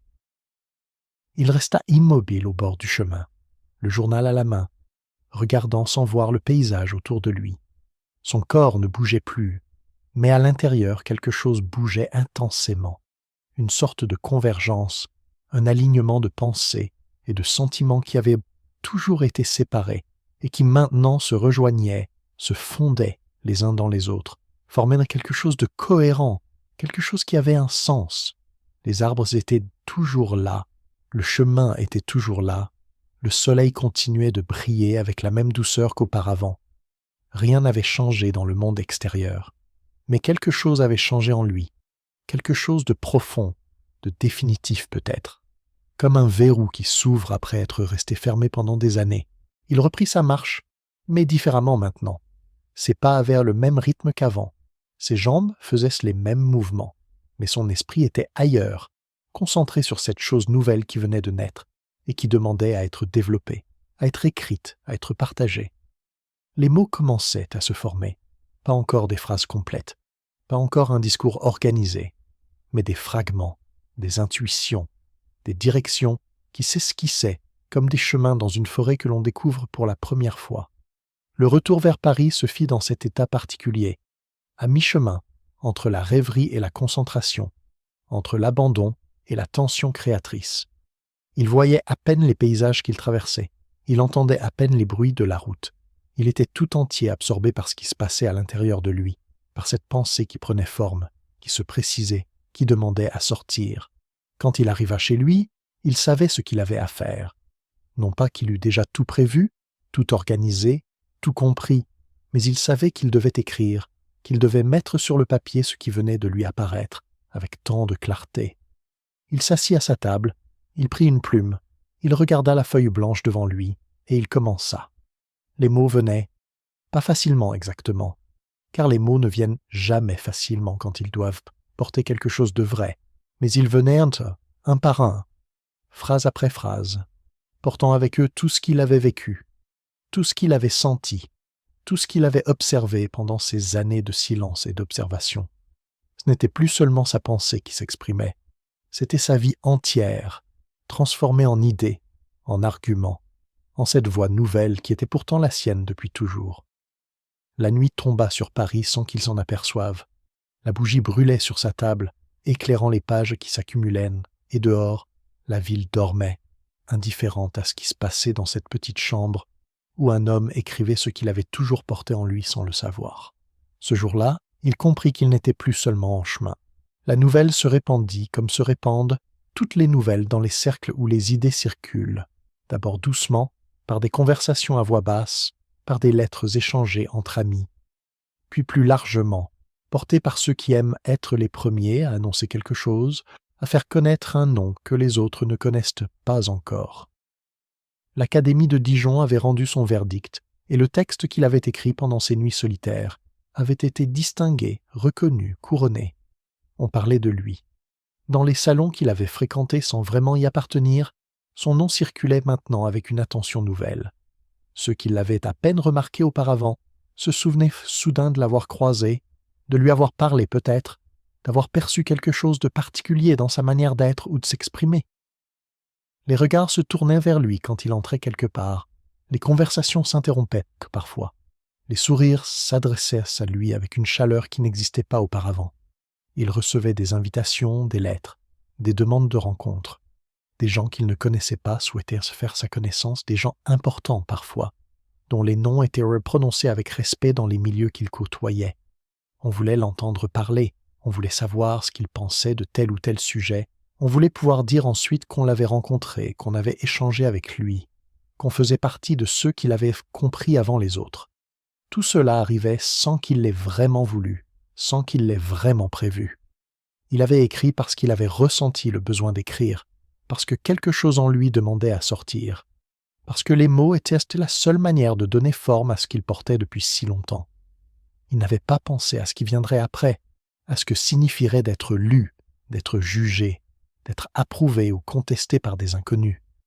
L'écriture avait été un acte intime, presque secret, et maintenant elle devenait publique, elle lui échappait, elle appartenait à d'autres autant qu'à lui-même. Il écoutait, sans se reconnaître. Quand les gens parlaient de son texte, quand ils en citaient des passages, quand ils en tiraient des conclusions ou des interprétations, il avait parfois l'impression qu'il parlait de quelqu'un d'autre, de quelque chose qu'il n'avait pas exactement écrit, ou pas exactement voulu dire. Les mots qu'il avait choisis avec tant de soin, qu'il avait pesés pendant des heures dans le silence de sa chambre, ces mots prenaient maintenant des significations nouvelles dans la bouche des autres.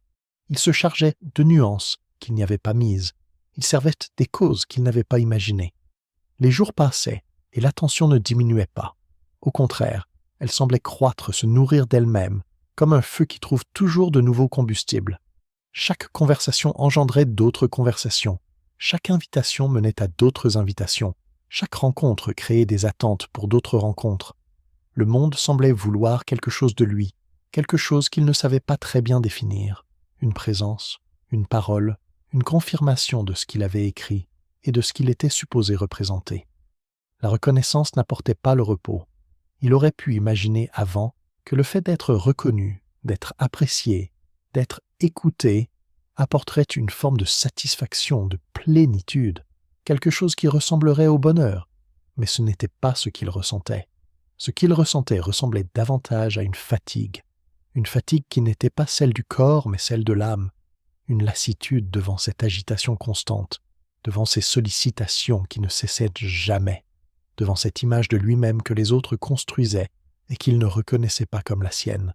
Il continuait d'aller dans les salons, de répondre aux invitations, de participer aux conversations, parce que c'était ce que l'on attendait de lui, parce que refuser aurait semblé étrange. ingrat peut-être, ou simplement incompréhensible pour ceux qui considéraient cette attention comme un privilège, comme une récompense méritée. Mais à l'intérieur de lui, quelque chose restait à distance, quelque chose qui observait tout cela sans vraiment y participer, qui entendait les compliments sans les absorber, qui voyait les regards sans s'y attacher. Les moments qu'il préférait étaient ceux où il pouvait être seul, ces heures volées au tourbillon social, ces promenades qu'il continuait de faire quand le temps le permettait, ces soirées où personne ne venait le chercher et où il pouvait simplement rester assis dans sa chambre, à lire ou à ne rien faire, à laisser le silence reprendre sa place. Ces moments devenaient plus rares, plus précieux aussi, comme des îlots de calme dans un océan d'agitation.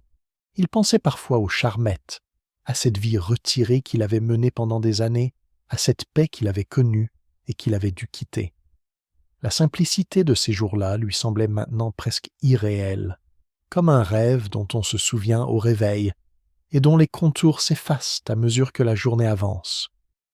Pouvait-on revenir à cette simplicité une fois qu'on l'avait quittée, une fois qu'on était entré dans le monde du bruit et des regards, une fois qu'on avait été vu et nommé et attendu? La question restait sans réponse, flottant quelque part dans son esprit, revenant parfois quand il était seul, s'effaçant quand les obligations reprenèrent le dessus. Il ne savait pas ce qu'il voulait vraiment, ou plutôt il le savait, mais ne savait pas comment l'obtenir. Il voulait être lui-même, simplement, sans les ornements que les autres ajoutaient à son image, sans les attentes qu'il projetait sur lui, sans ce rôle qu'on lui demandait de jouer et qui ne correspondait pas à ce qu'il ressentait à l'intérieur. Plus il était visible, plus il se retirait. Il se retira pour écrire, comme il l'avait fait auparavant, comme il le ferait encore, cherchant dans la solitude l'espace nécessaire pour que les pensées puissent se déployer, sans être interrompues, sans être déformées par le bruit du monde extérieur. La chambre où il travaillait était simple. Les murs étaient nus ou presque. La lumière entrait par une fenêtre qui donnait sur des arbres, et cette simplicité convenait à ce qu'il voulait faire, à ce qu'il sentait devoir faire depuis longtemps déjà. Il pensait à l'enfance, non pas à son enfance à lui, pas directement, pas comme un souvenir qu'on examine et qu'on analyse, mais à l'enfance en général, à ce que c'est qu'être enfant, à ce que cela devrait être, à ce que cela pourrait être, si le monde savait mieux accueillir ceux qui viennent d'y entrer. Les images lui venaient doucement, des images de prairies et de chemins, de matins calmes et de découvertes lentes, d'un temps qui ne serait pas compté, qui ne serait pas pressé, qui laisserait à chaque chose le temps d'arriver. Il imaginait une enfance à l'abri, un enfant qui grandirait non pas enfermé entre des murs, non pas soumis à des leçons qu'il ne comprendrait pas, non pas forcé d'apprendre des choses dont il n'aurait pas encore besoin, mais un enfant libre de se mouvoir, libre de toucher les choses, libre de poser des questions quand les questions viendraient toutes naturellement, libre de ne pas savoir ce qu'il n'était pas encore prêt à savoir. Cet enfant n'existait pas vraiment. Bien sûr, il n'était qu'une figure, qu'une possibilité, qu'une direction vers laquelle la pensée pouvait se tourner pour mieux comprendre ce qui manquait dans le monde tel qu'il était.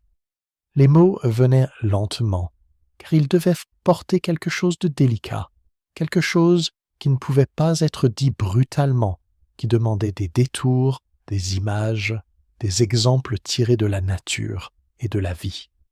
Il écrivait le matin quand l'esprit était frais, quand les idées de la nuit avaient eu le temps de se décanter, de se clarifier, de trouver leur forme propre.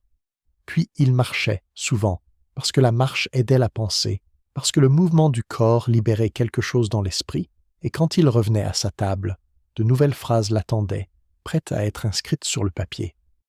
Apprendre devenait attendre. C'était peut-être cela, l'idée centrale, ou l'une des idées centrales, celle qui revenait sans cesse sous des formes différentes, celle qui donnait au livre sa couleur particulière. Ne pas forcer, ne pas presser, ne pas imposer de l'extérieur ce qui devait venir de l'intérieur. Laisser l'enfant grandir comme grandit un arbre, à son propre rythme, selon sa propre nature, en lui donnant ce dont il avait besoin, mais sans le contraindre à devenir autre chose que ce qu'il était destiné à être. Il pensait aux saisons, à la manière dont elles se succèdent, sans qu'on puisse les hâter, à la manière dont le printemps arrive toujours après l'hiver, ni plus tôt ni plus tard que prévu, simplement quand le temps est venu. L'éducation qu'il imaginait ressemblait à cela, une succession de saisons intérieures, chacune avec ses apprentissages propres, chacune préparant la suivante sans la devancer, chacune ayant sa valeur en elle-même et pas seulement comme étape vers autre chose. Les idées poussaient, comme les plantes. Il ne les forçait pas, il ne les tirait pas hors de la terre avant qu'elles ne soient prêtes. Il les laissait venir, il les observait se développer, il les accompagnait dans leur croissance. Parfois une idée qu'il avait eue des semaines auparavant trouvait soudain sa place dans l'ensemble, comme une fleur qui s'ouvre au moment juste, et il l'inscrivait là où elle devait être, avec le sentiment que ce n'était pas lui qui décidait, mais quelque chose de plus grand, quelque chose qui le dépassait et qu'il ne faisait que servir. Il pensait aussi à ce qu'il avait vécu lui-même, aux lectures avec son père, à la campagne de Beausset, aux Charmettes, à tout ce qui l'avait formé sans qu'il s'en rende compte, à tout ce qui avait déposé en lui des couches successives de sensations, d'émotions, de compréhension qui ne portaient au vrai pas encore de nom. Son enfance n'avait pas été celle qu'il décrivait dans son livre. Elle avait eu ses manques, ses ruptures, ses blessures, mais elle avait eu aussi ses moments de grâce, ses espaces de liberté, ses rencontres avec la nature et avec les livres qui l'avaient nourri d'une manière qu'il ne mesurait que maintenant. Écrire ce livre était une manière de réparer quelque chose, peut-être, ou de prolonger quelque chose, ou simplement de donner forme à un espoir. L'espoir que d'autres enfants pourraient grandir autrement, que d'autres existences pourraient se déployer plus librement, que le monde pourrait apprendre à accueillir ses petits avec plus de patience, plus de douceur, plus de confiance dans ce qu'ils portaient déjà en eux. Les pages s'accumulaient, lentement, régulièrement, comme les feuilles qui tombent en automne et qui forment peu à peu un tapis sur le sol de la forêt. Chaque jour apportait son lot de mots. Chaque semaine voyait le livre grandir, prendre de l'épaisseur, devenir quelque chose de tangible qu'on pouvait tenir dans ses mains, qu'on pouvait feuilleter, qu'on pouvait lire. Il ne savait pas ce que ce livre deviendrait une fois qu'il serait terminé, une fois qu'il quitterait sa chambre pour entrer dans le monde. Il ne pensait pas vraiment à cela, pas encore, pas maintenant. Pour l'instant, il se contentait d'écrire, de donner forme à ce qu'il sentait, de faire de son mieux pour que les mots correspondent aux intuitions, pour que le texte porte quelque chose de vrai, quelque chose qui pourrait toucher ceux qui le liraient. La lumière déclinait le soir, les bougies prenaient le relais, et il continuait parfois d'écrire dans cette lumière plus douce, plus intime, qui convenait peut-être mieux à ce qu'il faisait. Dehors, le monde continuait de tourner, avec ses bruits et ses agitations. Mais ici, dans cette chambre simple, quelque chose de calme se construisait, mot après mot, page après page. Dans ces pages, il déposait un espoir tranquille.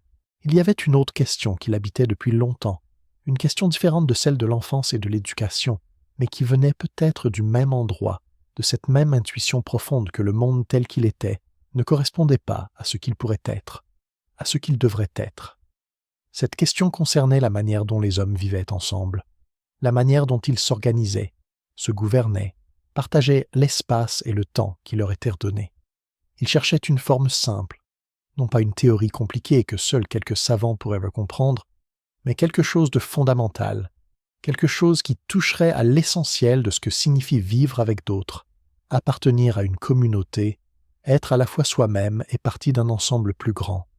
Les livres qu'il avait lus, les conversations qu'il avait entendues, les spectacles qu'il avait observés dans les villes et dans les campagnes, tout cela nourrissait sa réflexion, mais ce n'était pas dans les livres des autres qu'il trouverait sa réponse. C'était en lui-même, dans cette pensée lente qui se construisait jour après jour. Il pensait souvent à Genève, à cette petite république où il était né et qu'il avait quittée si jeune, cette ville serrée entre ses montagnes et son lac, où les citoyens se connaissaient, où les décisions se prenaient ensemble, où le pouvoir n'appartenait pas à un seul mais à tous ceux qui formaient la communauté. Ce souvenir, peut-être embelli par la distance et par le temps, restait en lui comme une image de ce qui était possible, de ce qui avait existé quelque part, même imparfaitement, même brièvement. L'homme naît dans un état, et il se trouve dans un autre.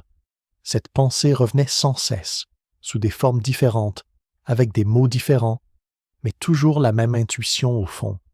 Quelque chose s'était passé entre le commencement et le présent, quelque chose qui avait transformé la liberté originelle en dépendance, l'égalité naturelle en hiérarchie, la simplicité en complexité.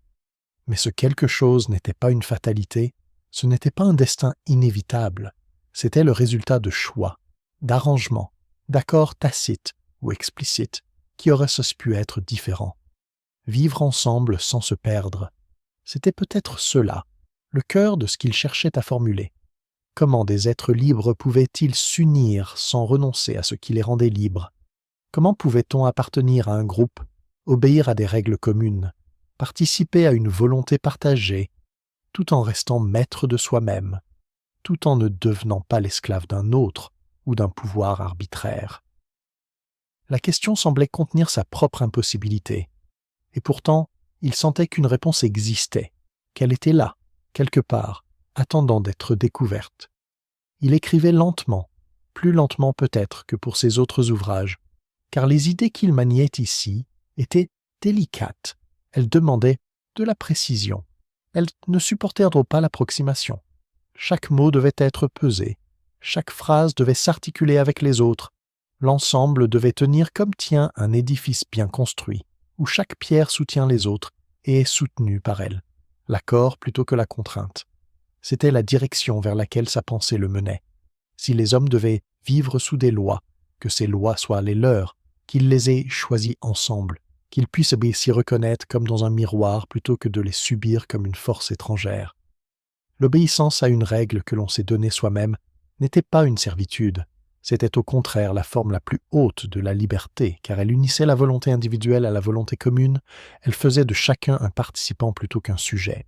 Il imaginait un pacte, non pas un contrat au sens juridique du terme, non pas un document signé devant des témoins, mais quelque chose de plus profond, de plus fondamental, quelque chose qui existait peut-être sans avoir jamais été formulé explicitement, quelque chose qui se renouvelait chaque fois que des hommes choisissaient de vivre ensemble plutôt que de se disperser, de coopérer plutôt que de se combattre, de partager plutôt que de s'approprier. Les pages s'accumulaient sur sa table, et avec elles prenait forme quelque chose qui ressemblait à une architecture invisible faite non pas de pierres, mais d'idées, non pas de colonnes mais de principes, non pas de murs mais de relations. Il voyait se dessiner les contours d'une société qui n'existait nulle part et qui pourrait exister partout, une société où la liberté et l'égalité ne seraient pas des mots vides, mais des réalités vécues, où chacun trouverait sa place sans écraser les autres. Il pensait aux petites communautés, aux villages où tout le monde se connaît, aux assemblées où chacun peut prendre la parole, aux décisions qui se prennent à visage découvert plutôt que dans le secret des palais. Il savait que le monde avait changé, que les nations étaient redevenues grandes, que les distances rendaient difficile cette proximité qu'il imaginait, mais il écrivait quand même. Comment on trace un plan pour une maison que l'on ne construira peut-être jamais? Comment on dessine une carte pour un pays que l'on ne visitera peut-être pas? Le soir tombait souvent avant qu'il ne repose sa plume, et dans la lumière déclinante, les pages qu'il avait écrites prenaient une teinte dorée, comme si elles portaient en elles quelque chose de précieux, quelque chose qui méritait d'être protégé. Il ne savait pas ce que deviendraient ces idées une fois qu'elles seraient lues par d'autres, comment elles seraient comprises ou déformées, utilisées ou oubliées. Cela ne lui appartenait pas, cela appartenait à l'avenir, à ces lecteurs inconnus qui un jour peut-être ouvriraient ce livre et y trouveraient quelque chose qui les toucherait.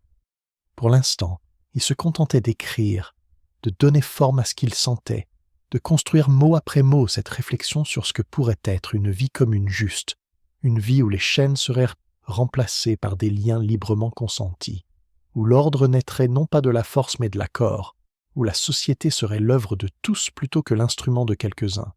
Dans ces pages, il traçait une architecture invisible. Quelque chose changea dans la manière dont le monde le regardait. Quelque chose de subtil d'abord, presque imperceptible, comme un léger refroidissement de l'air que l'on remarque à peine avant de réaliser que la saison a tourné. Les mêmes idées qu'il avait exprimées, les mêmes mots qu'il avait écrits avec tant de soin, ces mêmes pensées qui avaient été accueillies par certains avec intérêt ou admiration, commençaient maintenant à susciter autre chose, une méfiance, une distance, parfois une hostilité qu'il ne comprenait pas toujours. Les lieux se refermaient. Il y eut des portes qui ne s'ouvraient plus, des invitations qui cessèrent d'arriver, des visages qui se détournaient quand il passait, des salons où il avait été reçu, même sans vraiment s'y sentir à sa place. Ces espaces de conversation et d'échange devenaient moins accessibles, comme si une barrière invisible s'était dressée entre lui et ceux qui les fréquentaient. On parlait de lui toujours, mais différemment maintenant, avec des mots qu'il n'entendait pas directement, mais dont il percevait l'écho dans les attitudes, dans les silences, dans ses regards qui ne le regardaient plus vraiment. Des décisions furent prises quelque part par des gens qu'il ne connaissait pas ou qu'il connaissait à peine. Des décisions qui concernaient ses livres, ses idées, sa personne même. Ces décisions arrivaient jusqu'à lui comme des nouvelles lointaines, portées par des lettres ou par des amis qui les lui rapportaient, avec précaution, avec cette délicatesse que l'on met à annoncer les mauvaises nouvelles à quelqu'un que l'on ne veut pas blesser. Ces écrits n'étaient plus seulement discutés, ils étaient condamnés, rejetés, interdits peut-être. Il ne savait pas toujours exactement ce qui se passait, ni pourquoi cela se passait ainsi. Il dut partir. Non pas comme il était parti autrefois de Genève, dans la nuit et le silence, par une sorte de choix passif, mais cette fois sous la pression de quelque chose d'extérieur, sous le poids d'une nécessité qui ne venait pas de lui. Les lieux qui l'avaient accueilli ne pouvaient plus l'accueillir, ou ne voulaient plus, ou craignaient les conséquences de sa présence. Il rassembla ses affaires, ces quelques objets qui constituaient sa vie matérielle, et il s'en alla vers ailleurs, vers un autre endroit qu'il accepterait peut-être, pour un temps du moins. Les déplacements se multiplièrent, formant une géographie de l'exil, une carte faite non pas de destinations choisies, mais de refuges successifs, de haltes provisoires, d'étapes sur un chemin qui ne menait nulle part en particulier. Chaque nouveau lieu apportait un répit, une période de calme relatif, avant que les mêmes pressions ne reviennent, avant que les mêmes méfiances ne réapparaissent, avant qu'il ne faille à nouveau plier bagage et chercher ailleurs un espace où simplement exister. Il marchait davantage. La marche, qui avait toujours été sa consolation, devint maintenant plus essentielle encore, presque vitale. Quand les murs se rapprochaient trop, quand l'atmosphère devenait trop lourde, quand les pensées tournaient en rond sans trouver d'issue, il sortait, il prenait un chemin, n'importe lequel, et il marchait pendant des heures, laissant le mouvement de ses jambes calmer le tumulte de son esprit. Les paysages défilaient, différents selon les régions où il se trouvait, mais tous offraient la même chose, cet espace ouvert, ce ciel au-dessus, cette terre sous les pieds, cette liberté simple que personne ne pouvait lui enlever. Le monde semblait lointain. Les nouvelles qui lui parvenaient, de Paris, des cercles intellectuels, des cours et des académies, tout cela lui semblait appartenir à une autre réalité, une réalité qu'il avait connue autrefois, mais qui n'était plus la sienne. Les querelles, les polémiques, les alliances et les ruptures qui agitaient ce monde-là ne le concernaient plus vraiment, ou plutôt il ne voulait plus qu'elles le concernent.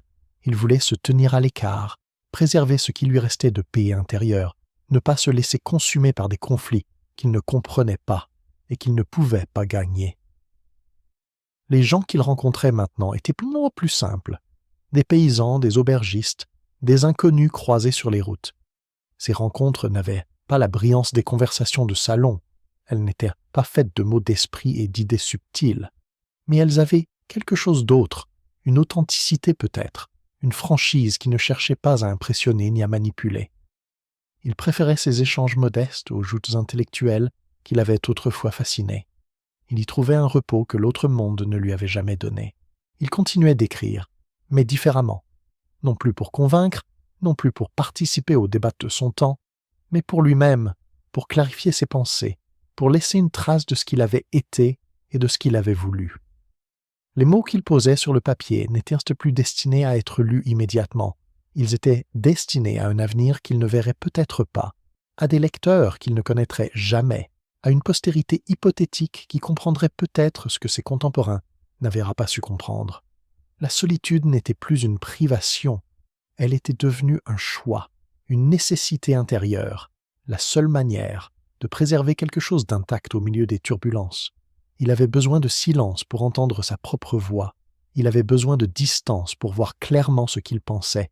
Il avait besoin d'être seul pour être vraiment lui-même, sans les déformations que le regard des autres impose toujours à celui qui est regardé. Les saisons passaient, les années aussi, et sa vie prenait de plus en plus la forme d'une retraite, d'un effacement progressif du monde des hommes. Il n'était pas amer, ou s'il l'était parfois, Cette amertume ne durait pas, elle se dissolvait dans la marche, dans l'écriture, dans la contemplation de la nature qui continuait ses cycles immuables, indifférente aux agitations humaines. Il se retira, non pour disparaître, mais pour se taire. Les années avaient passé, nombreuses, et le temps avait fait son œuvre, lentement, comme il fait toujours son œuvre, sans bruit, sans annonce, simplement en s'écoulant, jour après jour, saison après saison. Le monde avait continué de tourner avec ses agitations et ses querelles, mais lui s'en était éloigné, de plus en plus, jusqu'à ce que tout cela ne soit plus qu'un murmure lointain, une rumeur qui parvenait parfois jusqu'à lui sans vraiment le toucher, sans vraiment l'atteindre dans cet espace intérieur où il s'était retiré. Il marchait encore. Les promenades étaient devenues le cœur de ses journées, le fil conducteur qui donnait forme aux heures et aux semaines. Chaque matin, ou presque, il sortait, quelle que soit la saison, quel que soit le temps, et il prenait les chemins qui s'offraient à lui, ces sentiers bordés d'arbres, ces allées tranquilles, ces bords de rivières, où l'eau coulait avec une régularité apaisante. Ses pas n'étaient plus aussi vifs qu'autrefois. Son corps portait le poids des années, mais il marchait quand même, parce que marcher était devenu aussi naturel que respirer, aussi nécessaire que dormir. La campagne autour de lui avait cette beauté simple des paysages que l'on connaît bien, cette familiarité douce qui ne lasse jamais parce qu'elle change avec les saisons, tout en restant fondamentalement la même. Les arbres qu'il voyait chaque jour étaient devenus des compagnons silencieux. Les oiseaux dont il entendait le chant étaient devenus des présences familières. Le ciel lui-même, avec ses nuages et ses lumières changeantes, était devenu un livre qu'il lisait sans cesse et qui ne cessait jamais de lui dire quelque chose de nouveau. Les pensées devenaient plus légères. Elles n'avaient plus cette intensité, cette urgence qu'elles avaient eue autrefois, quand il fallait convaincre, argumenter, se défendre contre des adversaires qu'il ne voyait même pas. Maintenant, les pensées venaient et repartaient, comme les feuilles portées par le vent. Elles se posaient un instant dans son esprit, puis s'envolaient, laissant place à d'autres, ou laissant place à rien, à ce silence intérieur qui n'était plus effrayant mais reposant, comme le silence d'une maison où l'on se sent chez soi. Il écrivait toujours, mais pas comme avant. Les mots qu'il posait sur le papier n'étaient plus destinés à changer le monde. Ils n'étaient plus des arguments ni des démonstrations. Ils étaient simplement des traces, des empreintes de ce qu'il vivait, de ce qu'il pensait, de ce qu'il ressentait pendant ces promenades solitaires qui occupèrent le meilleur de son temps. Il notait les plantes qu'il voyait, les impressions qui lui venaient, les souvenirs qui remontaient parfois à la surface comme des bulles d'air dans l'eau calme d'un étang. Ces pages qu'il écrivait avaient quelque chose de différent de tout ce qu'il avait écrit auparavant. Elles ne cherchaient pas à prouver quoi que ce soit, elles ne s'adressaient à personne en particulier, elles étaient simplement là, comme les arbres sont là, comme les nuages sont là, sans autre raison que leur propre existence. Il les relisait parfois le soir, à la lumière d'une bougie, et il y retrouvait des moments de ses journées, des pensées qu'il avait eues sans savoir qu'il les aurait, des émotions qu'il avait ressenties sans pouvoir les nommer sur le moment. La maison où il vivait était modeste, comme avaient été modestes la plupart des endroits où il avait vécu. Il n'avait jamais eu besoin de beaucoup. Quelques meubles, quelques livres, de quoi écrire, de quoi se nourrir. La simplicité lui convenait, elle lui avait toujours convenu, même s'il avait parfois vécu dans des circonstances plus compliquées. Maintenant que la vie s'était rétrécie à l'essentiel, cette simplicité n'était plus un choix, elle était devenue sa réalité même, l'espace exact dont il avait besoin pour finir ses jours.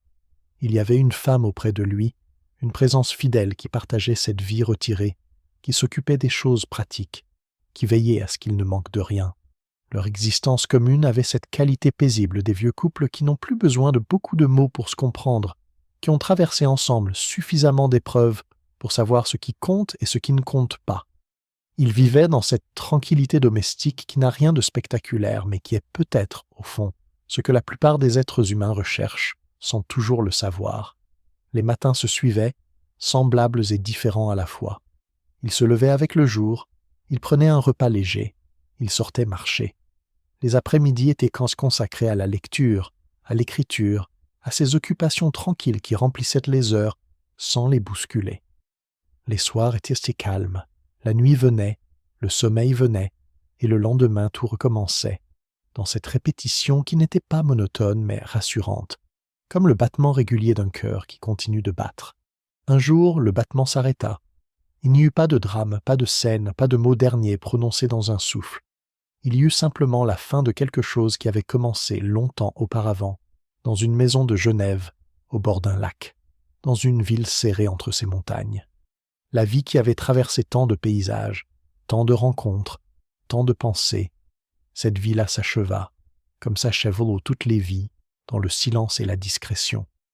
On l'enterra dans un endroit paisible, sous des arbres peut-être, près de l'eau peut-être, dans un lieu qui ressemblait à ceux qu'il avait aimés, à ceux où il avait marché pendant tant d'années. La terre le reçut comme elle reçoit tous ceux qui lui reviennent, sans distinction, sans jugement, simplement en les accueillant dans son immensité tranquille. Le monde continua, doucement. Les saisons continuèrent de tourner, les arbres continuèrent de perdre leurs feuilles en automne et de les retrouver au printemps. Les rivières continuèrent de couler vers des mers qu'elles ne verraient comme jamais. Quelque part, dans des bibliothèques ou dans des maisons, les livres qu'il avait écrits restaient posés sur des étagères, attendant des mains qui les ouvriraient, des yeux qui les liraient, des esprits qui y trouveraient de quelque chose peut-être. Les chemins qu'il avait parcourus existaient encore, bordés des mêmes arbres ou d'arbres nouveaux qui avaient là poussé à la place des anciens. La lumière du matin continuait de se lever sur les collines qu'il avait aimées. La lumière du soir continuait de dorer les prairies où il s'était arrêté pour contempler le monde, et dans le calme du soir, il semblait encore marcher.